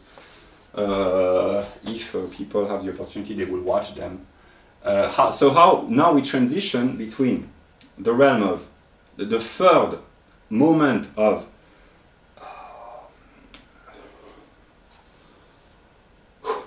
geological physique, namely Gaia, the Earth as a living totality.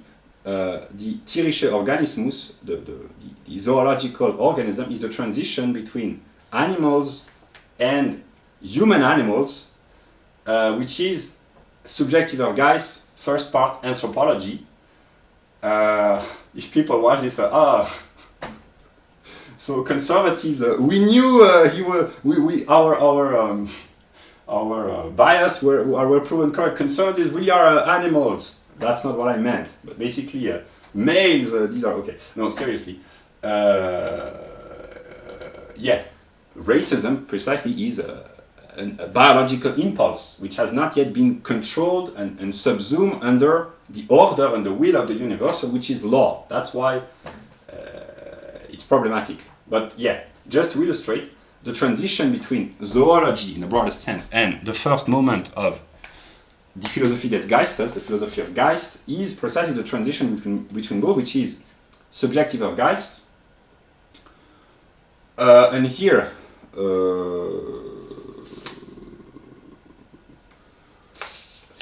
I will just pick up a few books, and I will then make a pause.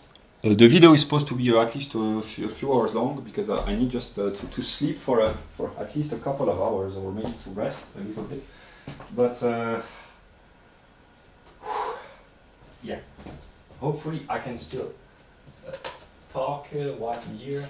Basically, yeah, I will talk about one of the most important features of the life of the modern West. Here I will change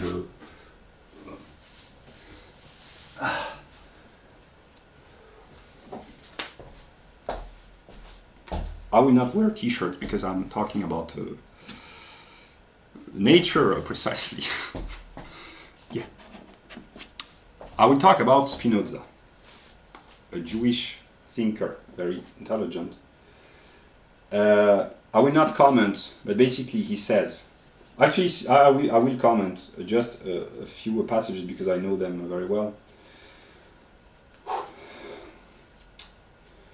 This is one of the most important, one of the fundamental features, and what is fundamental means Grund, and there is existence which derives from the Grund, and the consequences which derives from the principles. Yeah. In order to understand God and modernity and the West and the East as well, one has to understand that around the question of racism, anti-racism, males and females, there has been a moral censorship, which has eventually sometimes become a legislative censorship around the question of the relationship between nature, in a sense of biology, and sociology, collective life. And Spinoza says basically, men have treated about the affects, in the sense of being affected, and the way of life, the way men live, as if the laws of men were different and distinct from nature, as if the human realm was completely independent from nature, which actually, it's partly true, maybe it's true, but the first moment is to acknowledge the unity of biology and sociology, to simplify, that which we call sociobiology. It seems that they, those who speak about men, conceive man as man within nature, as an empire within an empire. They believe that man disturbs the order of nature rather than following the order of nature, that he's a free agent, whereas actually he's determined by nature. And then they blame man, whereas it wouldn't come to the mind of modern people to blame nature for tornadoes, earthquakes, volcanoes, etc. But actually, because of climate change, now every negative natural event is blamed onto people because of economics, etc. But usually, a stage in the development of thought, historically, in a historical perspective, men have grown, since the ancient Greeks at least, in Western tradition, to become indifferent intellectually to the phenomena of nature, because they understand that precisely the Greek philosophers, the earliest Greek philosophers, understood that the lightning and the earthquakes and the tsunamis, etc., were not the will of the gods. I mean, in the mythological past they did, but the breakthrough enabled by Greek philosophy consisted in saying that these were not the will of the gods, but these were forces of nature. This is the beginning of rationalistic or rational thinking about nature. Namely, people in the West, everywhere eventually, except in some primitive communities, they are supposed to know that when it rains, when there is wind or tornadoes, it is not. Maybe it is actually. That's a Hegelian trick. It's not Zeus or Poseidon or Volcano, how do you call him? These are not Greek gods wishing to annoy humans, but actually maybe it is at some level, but actually it's not, it's just the rigorous determinism of nature. That's why nature is supposed to be indifferent and to be the realm of non-freedom. That's why people who worship nature, here that's a Hegelian perspective, they admire what is determined, what is not free, what is enslaved by determinism in a way. Whereas the realm of mind is freedom because it is in relation to self. Nature is not in relation to itself because it has no consciousness. Everything in nature is conditioned by something else. Whereas in the realm of mind and consciousness, the self is in relation to another, which is the other of the self, so it is itself, so it is in relation to itself through the mediation of another, that which we call für sich sein, which is freedom. Freedom can be unpleasant, physically, and morally even, eventually, but actually it's... to be free means to be in relation to self and not to another, basically. So, what I want to say is, the first moment, intellectual, in the process of understanding anything at all about humans and eventually about God and the substance and Geist, is to understand the interconnectedness between the anthropological determinations of humans and the nature, so the biological and the social. So anthropology, that which today we call sociobiology, is a moment validated by Spinoza, but it doesn't mean that everything Spinoza says is right, but it's just a moment that in order to understand humans, the biological factor has to be taken into consideration. It has to be accounted for, it has to be brought into the picture, otherwise it's simply unintelligible. So humans, if they want to understand themselves, and eventually some do, there has to be a self-understanding of the socio-biological determinism, and only by understanding one's own determinism, maybe one can transcend the determinism. But as long as the determinism, namely the way people act because they have to, because of, here it's the rigorous law, legislative aspect of nature, legislative in the sense that it follows laws, as long as the determinism is not understood, humans cannot be free, they cannot liberate themselves. And what I'm trying to do with my video is to try to prove that human beings are determined, so they are not free, so they are not responsible for the evils that they inflict onto one another or to themselves. And that's why Spinoza is truly a revolutionary thinker. Here I will pick up a book. To understand the importance of Spinoza, because Spinoza, he has a good reputation. He talks about God and the joy of being. And so everyone loves Spinoza because of many reasons, but actually, here it's very Hegelian. To revolt against the modern world consists partly in using Spinoza. I know that my cunning and my scheming comes back at me, but I'm trying to improvise. Actually, I'm not improvising, I'm being honest. The modern life of the West and the world at large cannot be made intelligible if the fact that sociobiology has been rejected for moral reasons because of what happened in the 1930s and 40s, etc. It can be understood, but basically it's unintelligible. Human life is unintelligible, and divine life eventually, if the moment of natural determinism, which in the modern world takes the form of sociobiology and race realism eventually, is not brought into the picture. So it doesn't mean that there is no escape and liberation from determinism, but to understand one's own chains, that we are chained in a sense that we are biologically determined. White people are biologically different from black people, Asian, etc. They are partly identical, but partly different, etc. We'll talk about the question of race later, but basically to understand oneself sociobiologically, namely to make the connection, the link, is the first moment of liberation from ignorance. And the first moment, it's one step, but there are many steps. There's an entire ladder, a whole staircase. Can I take the elevator, please? I haven't yet started to walk up, I'm already tired. Where's the elevator?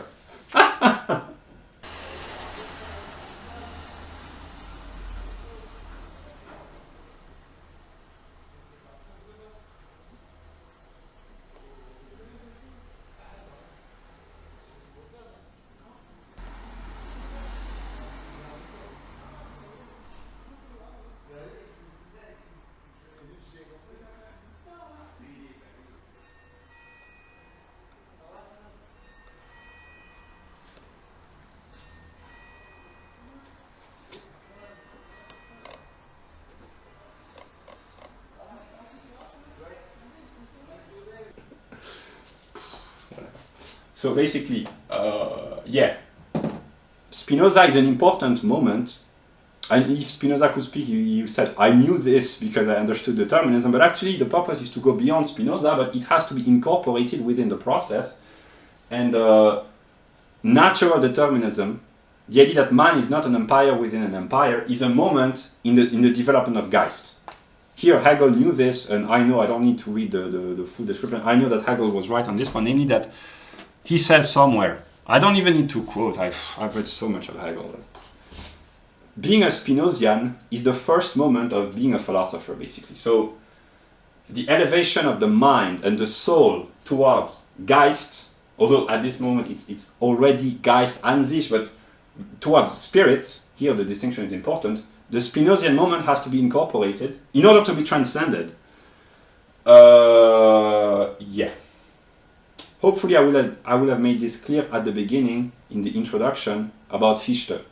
So it will just be recycling. Recycling is good for nature. Don't forget to recycle the trash. It protects nature, it's good for the ecology, it's good for the planet. Recycle your garbage. I can anticipate people will say, you are garbage. I mean, I am garbage. And I'll say, I will recycle myself because whatever. But I try to be as serious as can because it's really serious. So sociobiology is the transition between the philosophy of nature and the philosophy of Geist, and this is the connection, the missing link, the interconnectedness. And I will not list the authors which are Spinozian and bring back kind of controversy, scientific controversy in the name of good, because Spinoza is respected as a politically correct, but precisely he's not. That's probably a Hegelian reversal. Spinoza is very anti-politically correct because he simply tries to bring into the debate ideas, not in Hegelian sense, but Denkbestimmungen, that had been kept away for many decades in the official storyline. So yeah. Yeah, that's what I had to say. I will take another pause because I've been talking for 1 hour now, and I will make the introduction, and depending on the length of the video, I might incorporate a few songs, a few pictures. It will take me a few hours. Here is 5:35 a.m. I will work all day. I will work until the negative has exhausted itself. That will be the work of the negative, as Hegel would say. Yeah, so I will take a short pause, a break, and then I will continue. And yeah. Okay, I insert this view. Maybe I will several times during the video, just to keep a broad vision of what I am talking about. So I will not comment, I will simply show, without commenting, the view of the totality of nature divided into the various sub-branches and its relation to anthropology and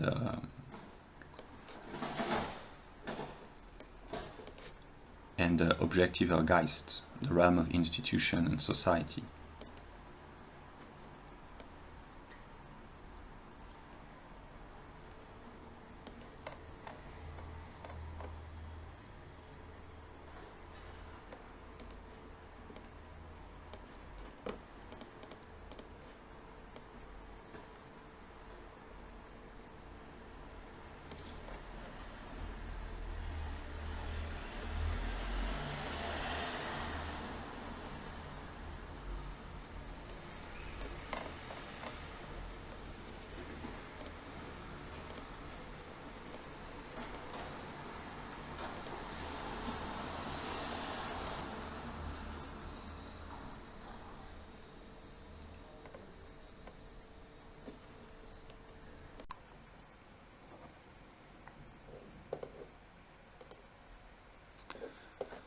Okay, I will insert this as well. This is my current view. It might change, of the New World Order, which is actually the European pantheon. There can be non-European gods in a pantheon, and there are people who are very spiritual without being Europeans, but actually it's a European pantheon, so I guess that I am European after all, one might say, for better and for worse. Stella.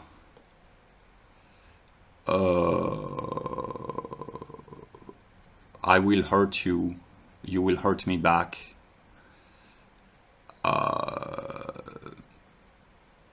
I understood what you are a few days ago. I willingly put this here. Stella, you are a principle. You are an aspect of me. The aspect maybe which caused me the greatest suffering. And but when I realized what you are, I couldn't help but admire you, because you are amazing. It's amazing. I will have serious problems, but Stella,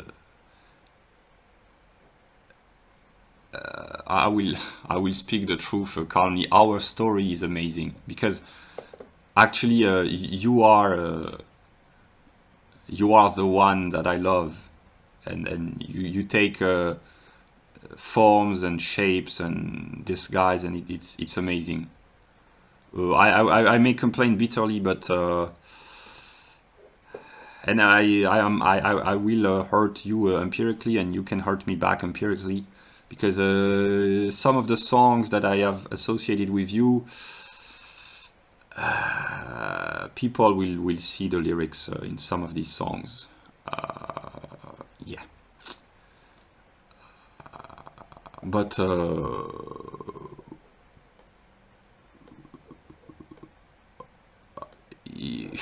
when I read love letters and I connected this with my intellectual development, with what I wrote to you, with what happened on the 28th of August 2018, this is amazing. There will be cosmic drama, but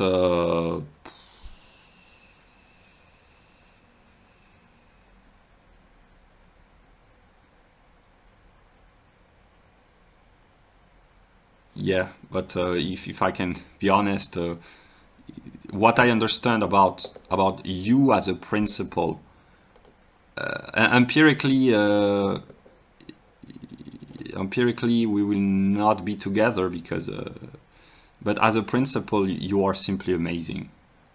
You are the best, and it is you that I love actually. But you are so amazing that I tend to forget this. But the principle which lives inside you is the cause of all my suffering, but also of my greatest amazement. And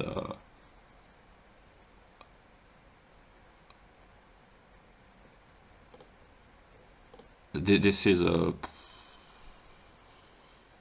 amazing in a way, amazing. But it caused me so much suffering, and you could say that whatever way you find to speak or understand whatever, this is simply, in a way, this is amazing. I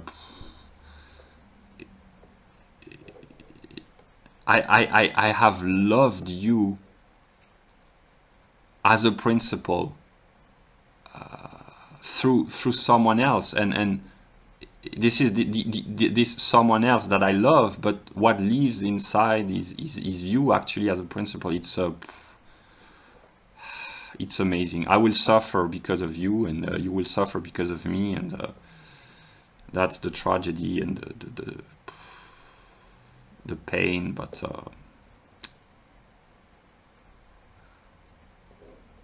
yeah, this is a. I don't know what to say. Basically, yeah. So here's my view of. These are all the songs that I have thought about, whose lyrics I've drawn inspiration from. So this is how I envision the New World Order. There is me and Stella as a principle. Then there are the rulers of objective spirits, Apollonian Germ, Dr. Deep State, Jean. And then there's the European pantheon. It's not very. I could not yet fully explain. But basically, those who are in the realm of objective spirit, they are beyond Europe, whereas those who are in the European pantheon, they are just restricted to Europe as such. But maybe they can evolve. Maybe other people will have to join eventually. People from all origins, all paths. But this is how I envision broadly the hierarchy and the kind of songs that have helped me remember or discover or understand. I don't know.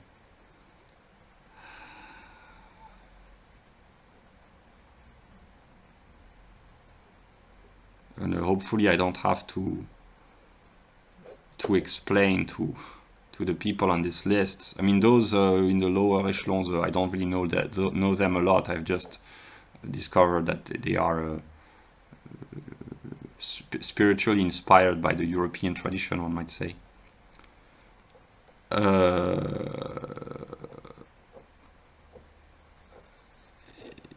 You, if you are on this list, and when or if or when you do suffer, the reason is simply because I suffer, and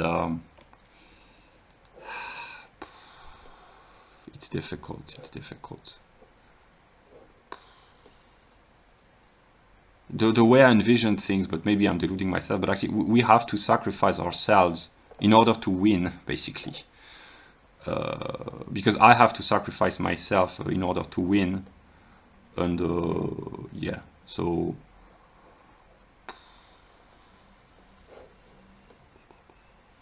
that's why I am nostalgic of a time when love and life were a lot easier, but the price to pay to have a one-sided love, simple, innocent love, is precisely separation, and yeah.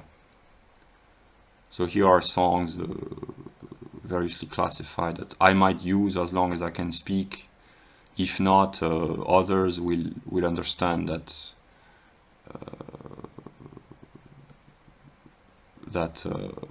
these songs have been important. These are songs only by European authors. Of course, there are many songs by non-Europeans which have been important, but here it's really no. Actually, there are there are non-Europeans as well. So it's all the songs, or most of the songs, which have inspired me. But I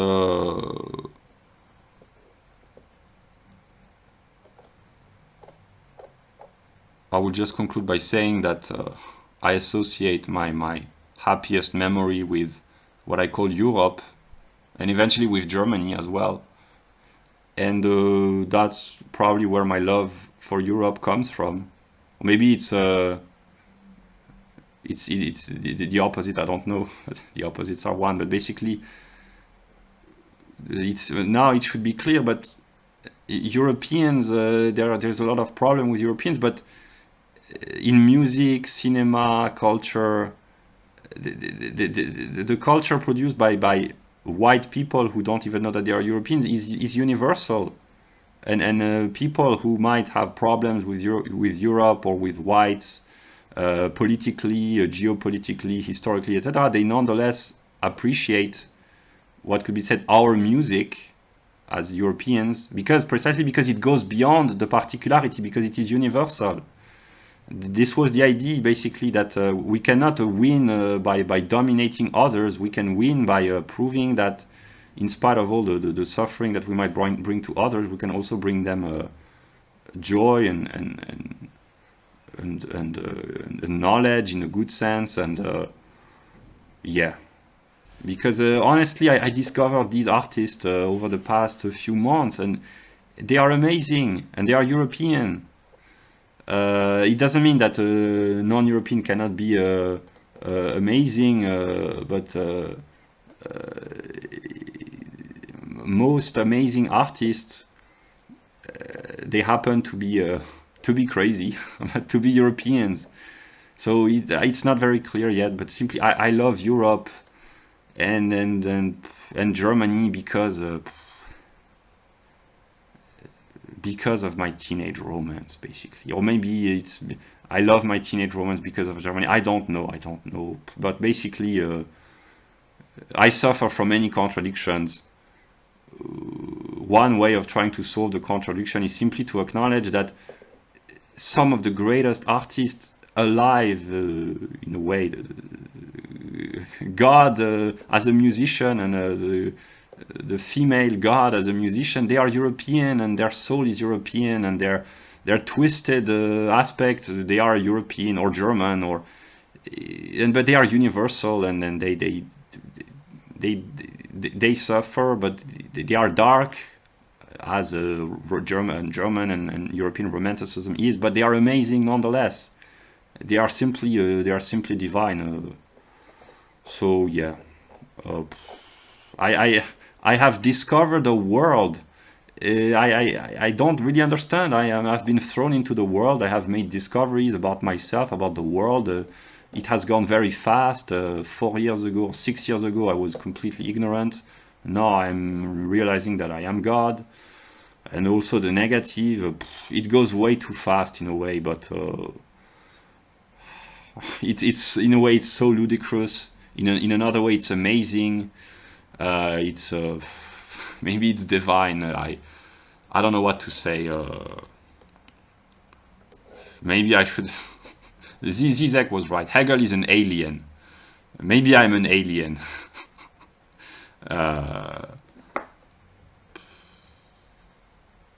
Yeah. So I will now edit for a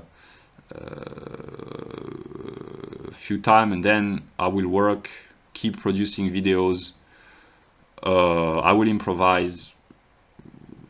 At some moment, I may do live streams, but I need at least 4 hours of sleep per day as long as I live. So I need to sleep at least 4 hours. I cannot go without sleeping, because otherwise I become completely counterproductive and insane. But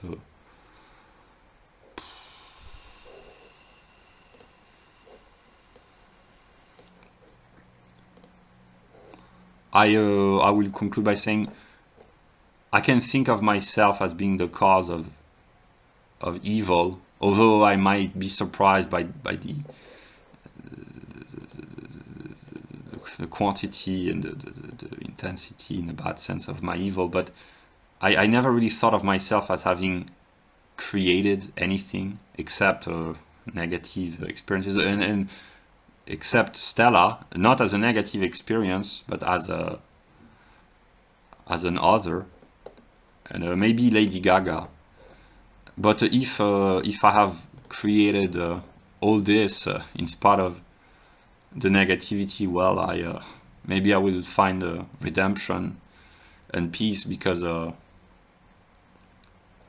there's a lot of negativity in the world, but all this is amazing in a way. It's amazing.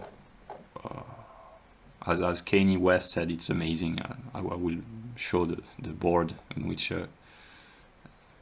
the song by Kanye West appears, but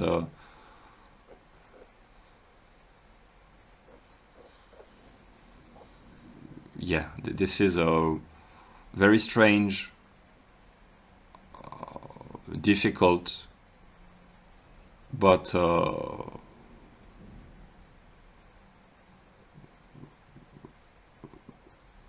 amazing in a way. I will conclude here.